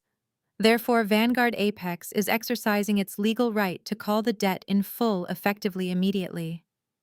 Because the Legacy Fund is entirely insolvent, we are executing the asset seizure protocols you authorized when you signed the final documents." David picked up the heavy stack of papers and broke the red wax seal with a loud, sharp crack. He pulled out the top document, holding it up for the room to see. Effective immediately, Vanguard Apex now holds full ownership of the legacy fund and all associated corporate accounts. Furthermore, we are executing the transfer of the primary physical collateral. The 300-acre Georgia estate is now the exclusive property of Vanguard Apex. My father let out a sound that was half gasp and half sob. He clutched at his chest, his knees buckling slightly as the reality of what David just said hit him like a freight train. The ancestral land was gone. The legacy he had sacrificed everything for, the history he had sworn to protect, had just been legally stolen right out from under him because of his blind faith in his arrogant son. Harper was trembling violently. She backed away from the stage, trying to distance herself from the radioactive fallout. The older, wealthy women who had been fawning over her just a few minutes ago were now stepping away, looking at her as if she were carrying a contagious disease. Her fake glamour was completely stripped away, leaving only the terrifying reality of impending bankruptcy and social ruin. Julian was completely losing his mind. The careful, polished facade of the elite businessman shattered into a million irreparable pieces. He lunged forward again, trying to grab the papers from David's hand, but the lawyers easily restrained him, pushing him back toward the edge of the stage. "You cannot take the land!" Julian shrieked, spit flying from his lips. "My father will tie you up in court for decades. We have lawyers. We have power in this city. You cannot just walk in here and take everything I built." "You did not build anything," Mr. Julian David replied, his tone laced with absolute contempt. "You gambled with other people's money and you lost. The waivers you and your family signed were ironclad. Your own sister surrendered her rights, giving you sole ownership, which ironically made it incredibly easy for us to seize the property without any messy probate disputes. You handed us the keys to your own destruction." The mention of my waiver sent a fresh wave of shock through my father. He looked up at the stage, his eyes wide with a horrifying realization. He had forced me to sign that paper. He had threatened to disown me if I did not give Julian the land. He had practically gift-wrapped the final piece of the puzzle and handed it directly to the firm that was now executing his family. "This is illegal!" Julian roared, his face purple with rage and pure desperation. He was thrashing against the lawyers who were holding him back, his expensive suit jacket ripping at the shoulder. "You are a mid-level executive, David. You do not have the authority to wipe out a generational fund. I want to speak to your boss. I want to speak to the person running this firm right now." David stood perfectly still, watching the pathetic display of a broken, arrogant man. Julian's voice was tearing his throat raw as he screamed at the top of his lungs. "Call them!" Julian demanded, tears of pure panic streaming down his face. "You have no right! Call your CEO! Right now! Who the hell is behind this?" The entire ballroom held its breath, waiting for David's response. The investors, the politicians, my father and Harper all stared at the stage, completely paralyzed by the unfolding disaster. Julian was breathing heavily, his chest heaving as he glared at David, demanding an answer, demanding to know the name of the phantom billionaire who had just orchestrated his absolute and total ruin. Julian stood at the edge of the stage, demanding a name, his chest heaving with panicked breaths as he stared at David, expecting to hear the identity of some ruthless Wall Street titan. The entire ballroom was frozen in a suffocating silence, waiting for the phantom billionaire to be revealed. Julian gripped the wooden podium, his knuckles turning white, screaming that someone needed to answer him immediately. I was standing near the heavy mahogany doors at the very back of the room, holding a crystal flute of sparkling water. A young waiter, trembling slightly from the immense tension in the air, hurried past me carrying a silver tray. I reached out and gently placed my glass onto his tray. The soft clink of the crystal against the metal was the only sound in the massive space. It was time. I took a step forward. My sensible flat shoes made absolutely no sound on the thick Persian carpet, but the sheer force of my presence seemed to suddenly radiate outward. The wealthy investors and local politicians standing in the back rows felt the immediate shift in the energy. They turned their heads to look at me and instinctively took a step back. I kept walking, moving slowly and purposefully down the center aisle of the grand ballroom. The crowd naturally parted down the middle, creating a wide, clear path for me. The sea of expensive suits and designer gowns separated like the Red Sea. They did not know who I was or what I was doing, but human instinct told them to get out of the way. 30 years of being told I was not good enough. 30 years of playing the fool, while my family paraded around, playing the masters of the universe. All of it was coming to an end with every single step I took. As I walked down the long aisle, the simple black custom dress flowed elegantly around my legs. I did not look at the elite guests staring at me. My eyes were locked dead ahead on the stage. Julian finally noticed the movement in the crowd. He looked past David and saw me walking toward the front of the room. His panicked expression twisted into a mask of ugly, furious confusion. He actually thought I was coming up to comfort him, or perhaps to embarrass him further with my working-class presence. "Jasmine! What are you doing?" he yelled, his voice cracking with unbearable stress. "Get back in the shadows. This is a corporate crisis, not a family matter. I do not have time to deal with your pathetic pity right now. Go stand in the corner where you belong." I did not break my stride. I did not flinch at his insults. I reached the front row where my father and Harper were standing. Harper glared at me, her eyes red and puffy from crying. "What is wrong with you?" she hissed, grabbing my arm as I walked past her. "You are embarrassing us in front of the board members." I did not even look at her. I smoothly pulled my arm out of her frantic grasp and took the first step up the carpeted stairs of the stage. Julian moved to block my path, his face purple with rage. "I told you to sit down!" he roared, raising his hand as if he were going to physically push me off the platform. Before Julian could even take another step, the 5 terrifying corporate lawyers from Vanguard Apex moved with lightning speed. They stepped in front of Julian, forming a solid human wall between my brother and me. One of the lawyers firmly shoved Julian backward, forcing him to stumble clumsily away from the stairs. Julian looked at the lawyers in absolute shock. "Why are you protecting her?" he stammered, entirely bewildered. "She is just my stupid sister. She is a nobody." I reached the top of the stairs and stepped onto the main platform. The bright stage lights hit my face, but I did not blink.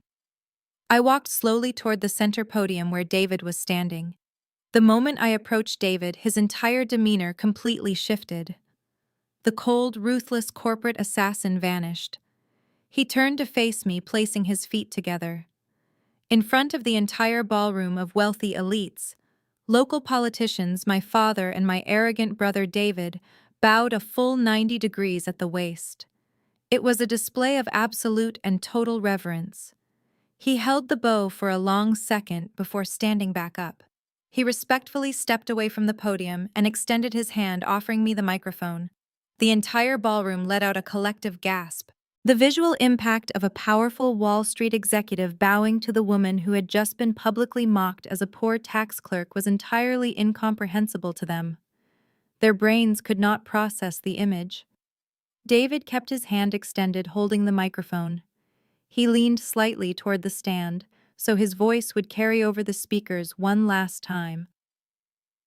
"Mr. Julian, you demanded to know who was behind this hostile takeover," David said, his voice echoing with absolute finality. "You demanded to speak to the CEO." David took a step back, gesturing toward me with an open palm. "Allow me to introduce the founder, the chief executive officer, and the majority shareholder of Vanguard Apex, Mrs. Jasmine." The words hit the ballroom like a physical shockwave. Mrs. Jasmine, Vanguard Apex, founder and majority shareholder. The color completely drained from Julian's face, leaving him looking like a sick ghost. His jaw went completely slack and his eyes widened to the point of tearing. His brain violently short-circuited, trying to reconcile the billionaire predator who just destroyed his life with the sister he had mercilessly bullied since childhood. He shook his head side to side, his mouth opening and closing like a suffocating fish. No, he whispered, his voice barely carrying over the stage. No, that is impossible. She does taxes. She is a nobody. Down in the front row, my father Elias let out a horrific choking sound. The patriarch who had drained my college fund to feed his golden child suddenly realized that the daughter he threw away had just bought and sold his entire universe. His legs completely gave out beneath him. He collapsed heavily into a padded dining chair, clutching his chest, his breath coming in shallow, ragged gasps. He stared up at me, his eyes filled with a terrifying mixture of awe and absolute terror. Harper stood frozen next to him. Her manicured hands flew up to cover her mouth, and she let out a loud, piercing gasp of pure horror. She suddenly remembered every single cruel thing she had ever said to me. She remembered telling the absolute owner of a multi-billion-dollar private equity firm to get on her knees and clean up broken glass. She began to shake uncontrollably, her expensive sequined dress trembling under the ballroom lights as the true weight of her actions crashed down upon her. The rest of the room fell into a dead, chilling silence. The clinking of ice and crystal glasses stopped entirely. Not a single person dared to whisper. No one moved. The wealthy older women who had mocked my practical dress just minutes ago looked like they were going to be sick.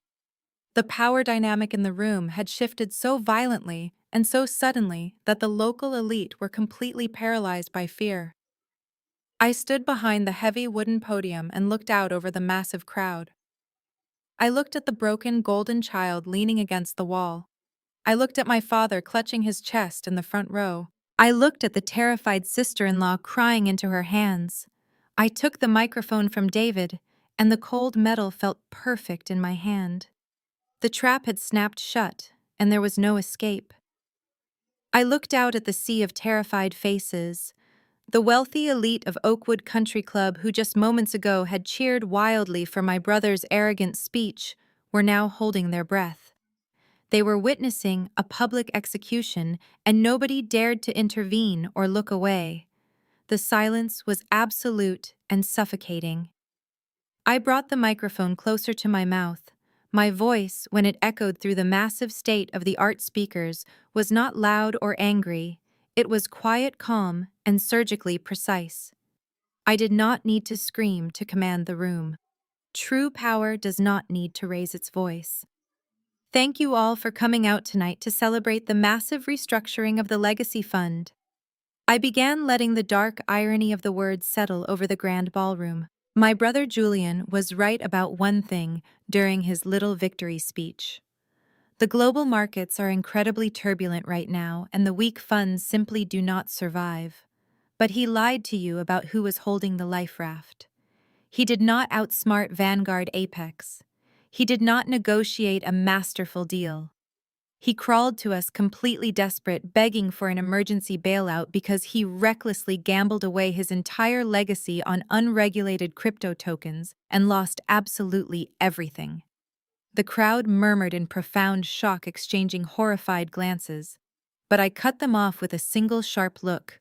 I stepped out from behind the heavy wooden podium and walked slowly toward the edge of the stage, looking down at the front row where my family was completely falling apart. My father was still slumped in the chair, clutching his chest, breathing heavily as he watched the empire he built turn to dust. I stopped right in front of Harper. She was shrinking back against my father's chair, tears streaming down her face, ruining her expensive makeup and staining her sequined couture gown. Harper, I said her name, slicing cleanly through the heavy silence in the room.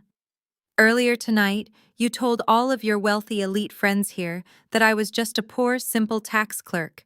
You ordered me to get on my knees and clean up broken crystal because you said I am incredibly good at dealing with messes. Well, Harper, you were actually right about one thing. I am incredibly good at taxes. She looked up at me, her eyes wide with a sudden, fresh terror. She stopped crying for a second, realizing that the nightmare was just beginning for her.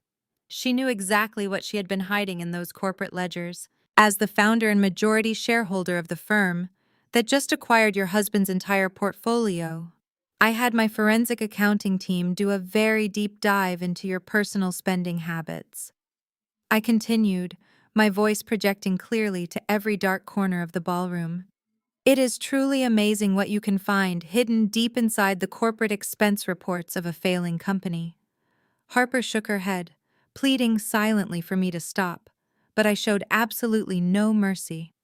She wanted a public spectacle, so I was giving her one. Did you know that over the last 12 months, Harper used the Legacy Fund corporate credit card to purchase exactly $150,000 worth of custom Hermes bags and imported diamond jewelry? I asked the crowd, holding their complete attention. She systematically classified those luxury personal purchases as consulting fees and high-level client retention expenses. That is not just terrible, lazy accounting, Harper. That is deliberate federal tax fraud. Harper let out a pathetic, broken wail, covering her face with both of her trembling hands.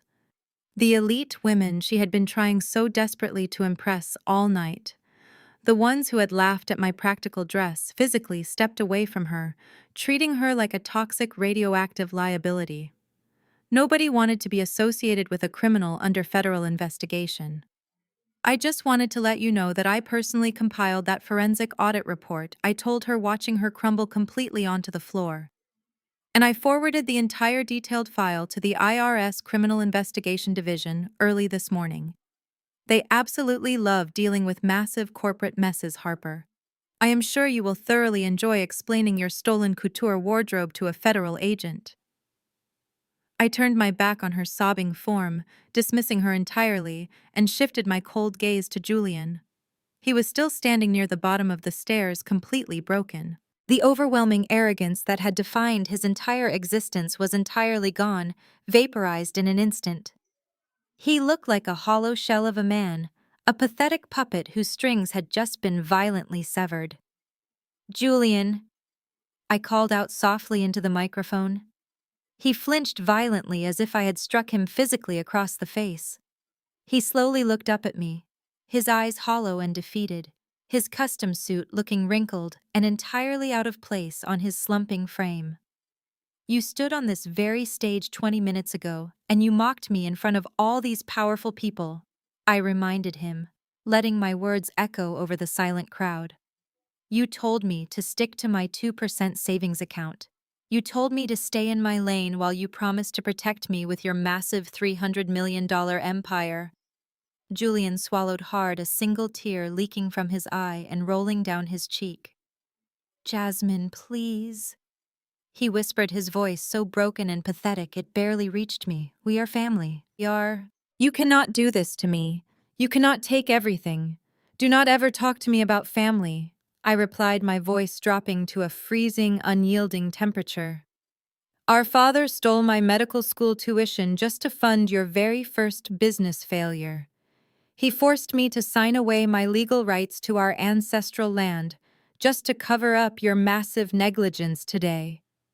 You smashed my grandmother's handmade vase and told me I was a worthless, selfish disappointment. You built your entire fake empire on my stolen future and my silent suffering." I took a slow, deliberate step closer to the edge of the stage, looking down at him with absolute authority. "But the fake empire is gone now, Julian. As of 6 p.m. this evening, I personally authorized the complete freezing of the entire Legacy Fund portfolio. The $300 million you just bragged about to this room is completely locked down, seized by my legal team. Your corporate accounts, your private wealth management funds, your offshore holdings, they are all gone. They have been seized to pay the penalty on the predatory loan you were too incredibly arrogant and desperate to read before signing." Julian stared at me, the absolute crushing reality of his financial death finally sinking deep into his brain. He was not just broke. He was less than broke. He owed a billionaire private equity firm millions of dollars in aggressive penalties, and that entire firm was owned and operated by the little sister he had tormented and underestimated his entire life. "You told me to stick to my savings account," I said, delivering the final devastating blow, my voice ringing out with absolute finality. Well, I sincerely hope you like the interest rate, Julian. Because right now, after the corporate seizures, the frozen assets, and the massive crushing debt you owe my firm, the only liquid asset you have left to your entire name is my 2% account. The gala ended not with applause, but with the agonizing sound of an empire collapsing under its own weight. I did not stay to watch them try to scrape their dignity off the floor. I simply handed the microphone back to David, turned around, and walked out through the same heavy mahogany doors I had entered, leaving my family trapped in the suffocating silence of their ruined lives. The drive back to my apartment was the most peaceful journey of my entire life. I rolled down the windows and let the cool night air wash over me. The heavy burden of trying to earn the love of people who were entirely incapable of loving me was finally gone. The real destruction, however, did not happen in that ballroom. It happened exactly 3 days later on a rainy Wednesday morning. Julian had desperately tried to go into his lavish corner office, pretending that he could somehow fix the massive hole in his corporate accounts. He thought he could make a few phone calls and leverage his non-existent reputation to secure a bridge loan from a shadow lender. He sat at his desk, sweating profusely, staring at monitors that were completely locked out by my Vanguard Apex transition team. But the federal government moves incredibly fast when a multi-billion-dollar private equity firm hands them a perfectly documented forensic audit on a silver platter. At exactly 9 in the morning, a fleet of dark, unmarked SUVs pulled up to the glass entrance of the Legacy Fund building. Dozens of FBI agents wearing dark windbreakers swarmed the lobby. They completely bypassed the terrified receptionists and headed straight for the executive elevators. The employees of the Legacy Fund stood in absolute shock as federal authorities locked down the entire trading floor. Julian was sitting behind his massive mahogany desk when the agents burst through his double doors. He tried to use his arrogant voice, demanding to know who was in charge and threatening to call his expensive lawyers. He puffed out his chest, trying to play the untouchable Wall Street titan one last time. The lead agent did not even blink. He simply read Julian his rights, while two other agents physically pinned my brother against his own desk and clamped heavy cold steel handcuffs around his wrists. The charges read out loud in front of his remaining staff were massive. Wire fraud, investor fraud, corporate embezzlement, and the deliberate forgery of financial collateral documents.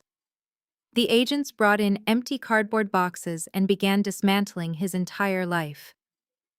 They took every hard drive, every ledger, and every single piece of paper in that lavish office. Then they forced Julian to walk. They did not offer him the quiet dignity of taking him down through the private underground parking garage. They marched him right through the center of the main lobby where all his employees were watching. Local news crews tipped off by anonymous sources were already pressed against the glass front doors. As Julian was escorted outside, the cameras flashed wildly.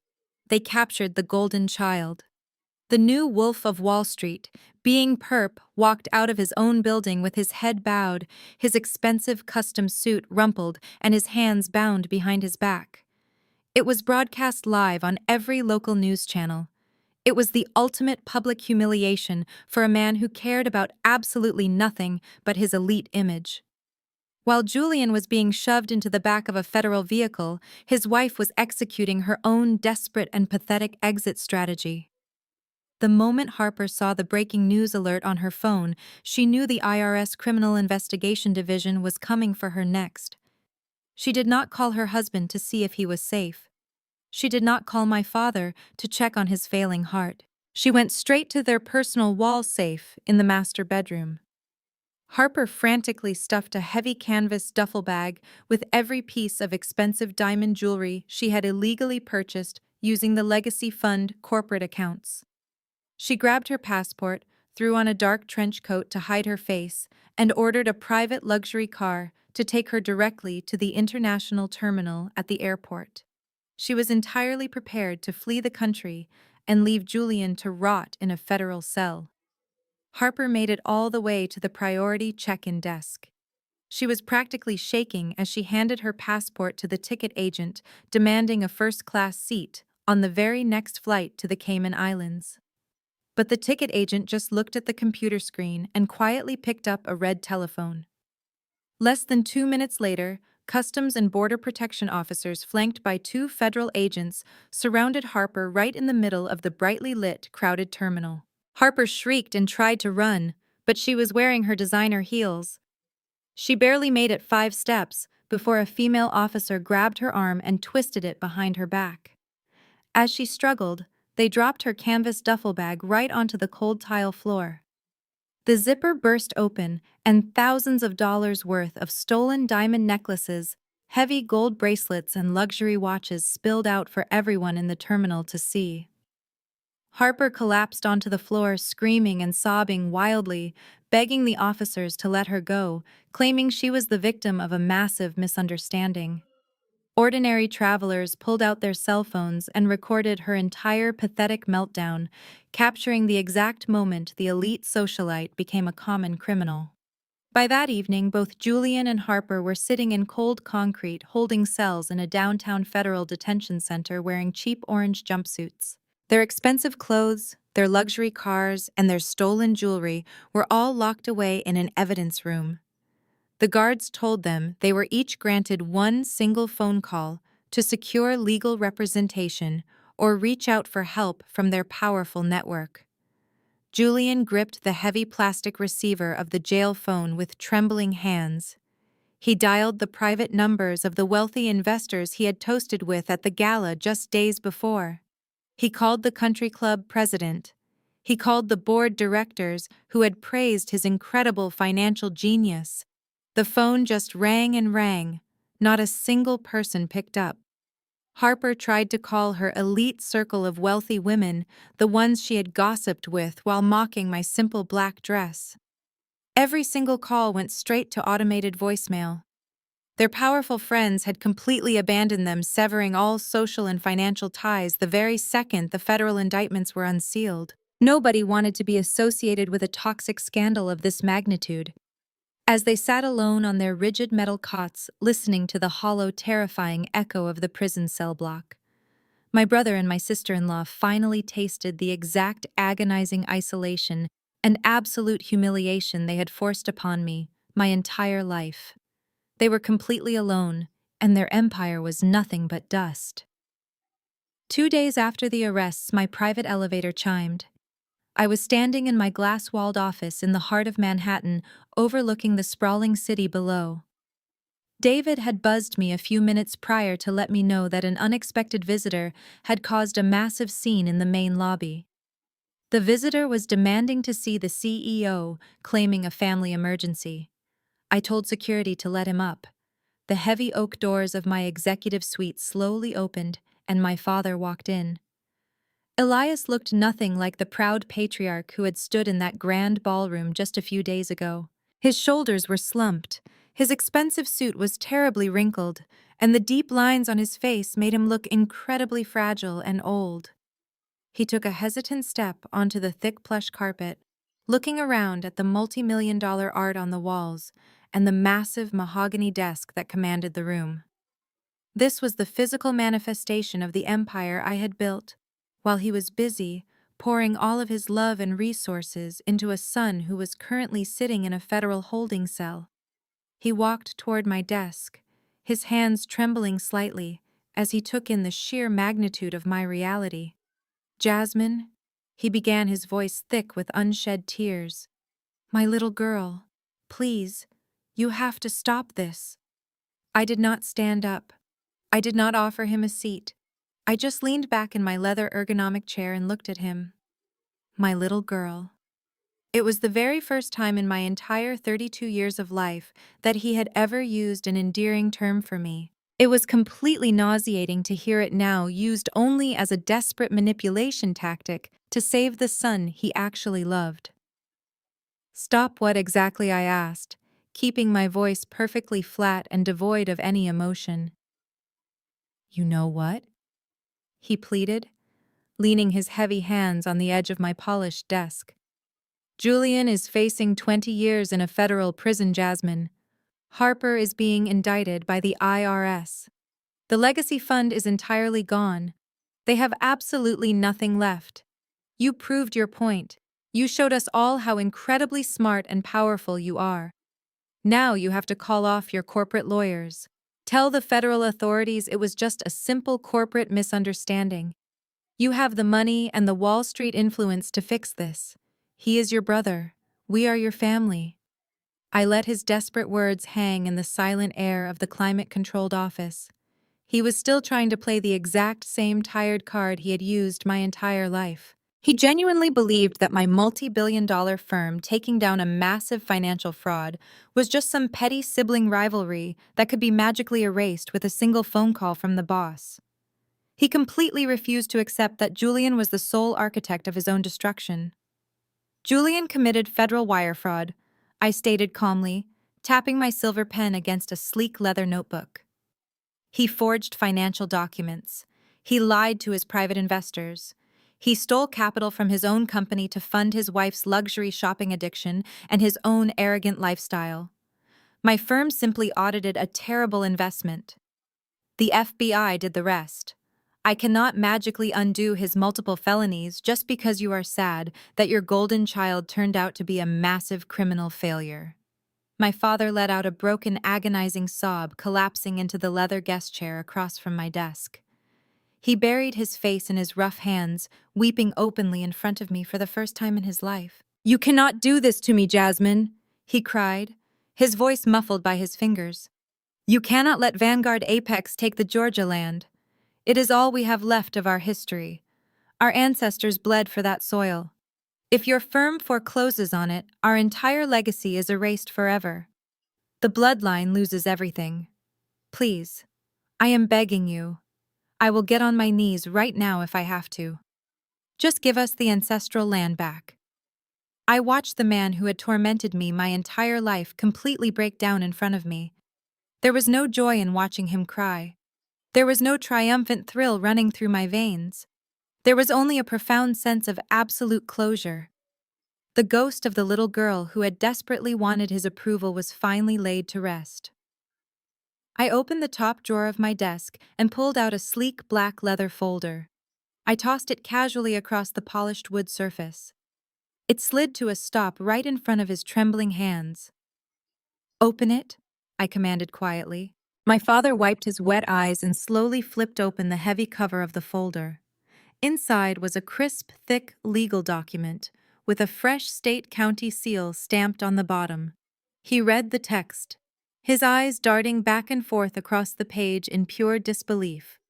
It was the new finalized deed to the 300 acres of Georgia property. He looked at the official ownership line. It did not say Legacy Fund. It did not say Vanguard Apex. It only had one single name printed on it. Mine. "The land is safe, Dad," I told him, watching his face cycle through shock, confusion, and ultimately a devastating realization. "I bought it directly from the corporate holding company yesterday morning using my personal capital. It is 100% in my name now. It will remain in our family for generations to come. It will be respected, and it will be fiercely protected. But Julian's fund will be entirely liquidated to pay his debts. He is going to federal prison and Harper is going right along with him." He stared at me, his mouth opening and closing, trying to find the words to argue, to demand that I transfer the property deed to him. But the cold, hard reality reflecting in my eyes completely silenced him. He knew he had absolutely no power left over me. The patriarchy he had worshipped had completely failed him. I reached out and pressed the small silver security button mounted under the edge of my desk. "Real family is not born from blood, Dad," I said, my voice echoing with absolute finality in the quiet room. "It is born from respect." The heavy office doors opened behind him, and two massive security guards in dark suits stepped into the room. They walked over and gently but firmly placed their hands on my father's shoulders, pulling him up from the guest chair. He did not fight them. He did not scream or threaten me. He just clutched the empty air where his empire used to be, staring at me with hollow, defeated eyes as they guided him out of the room. The heavy doors clicked shut behind him, blocking him out of my life forever. I did not look back. I simply picked up my pen and returned to my work. 6 months later, the changing seasons brought a crisp, cool breeze to the bustling city. I stood by the massive floor-to-ceiling windows of my new penthouse apartment, overlooking the sprawling, magnificent skyline of Manhattan. The city lights glittered like a vast sea of diamonds against the dark evening sky. Behind me, the soft, beautiful sound of a grand piano filled the spacious, open-concept living room. Grandma Pearl was sitting comfortably in a plush velvet armchair, sipping warm chamomile tea, while a private specialized nurse checked her vitals. She smiled at me, her eyes bright and full of profound peace. I had moved her out of the Whispering Pines estate and directly into my home where she truly belonged. She would spend the rest of her days surrounded by love, luxury, and absolute safety, far away from the toxic grip of my former family. Julian and Harper had both taken federal plea deals to avoid a lengthy and embarrassing public trial. They were currently serving their sentences in minimum security federal facilities stripped of all their wealth and status. Their names were completely disgraced in the financial world, and the elite circles they once worshipped had erased them from memory entirely. My father had retreated to a small, unassuming condo outside the city, living a quiet, lonely life. He was entirely funded by a modest monthly stipend that I had arranged through a blind corporate trust. He would never go hungry or be homeless, but he would never have power or influence over anyone ever again. I took a sip of my sparkling water and looked out at the massive city I had conquered. It had been a long, agonizing journey from the terrified little girl washing dishes in the kitchen to the billionaire CEO commanding global financial markets. For so many years, I let my toxic family dictate my worth. I let them convince me that because I was a Black woman, because I was quiet, because I did not fit into their loud, arrogant mold of success, I was somehow inherently less than them. I wore the cheap clothes and lived in the tiny apartment because I thought hiding my light was the only way to survive their relentless darkness. Society often tells women, especially Black women, to carry the heavy burdens of their families, to endure the disrespect, and to keep the peace at all costs. But the absolute truth is you cannot heal in the exact same environment that broke you.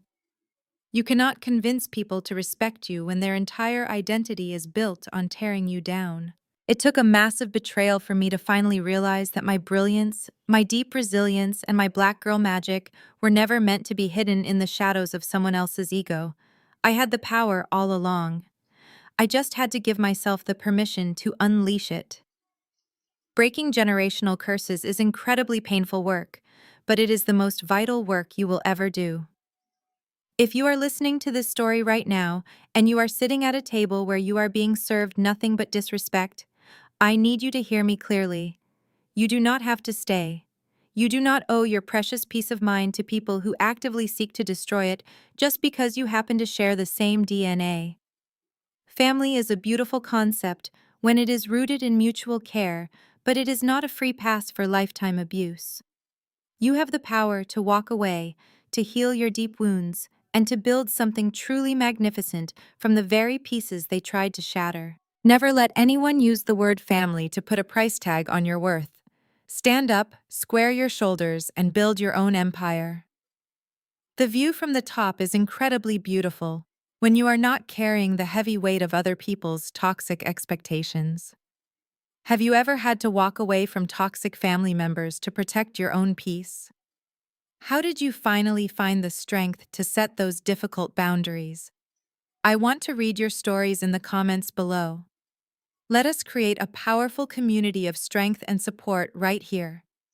If my journey resonated with you, please hit the like button and subscribe to the channel for more stories of resilience, triumph, and sweet revenge. Share this video with someone who needs a reminder of their own incredible power today. Thank you for listening to my story, and remember, your empire is waiting for you to build it.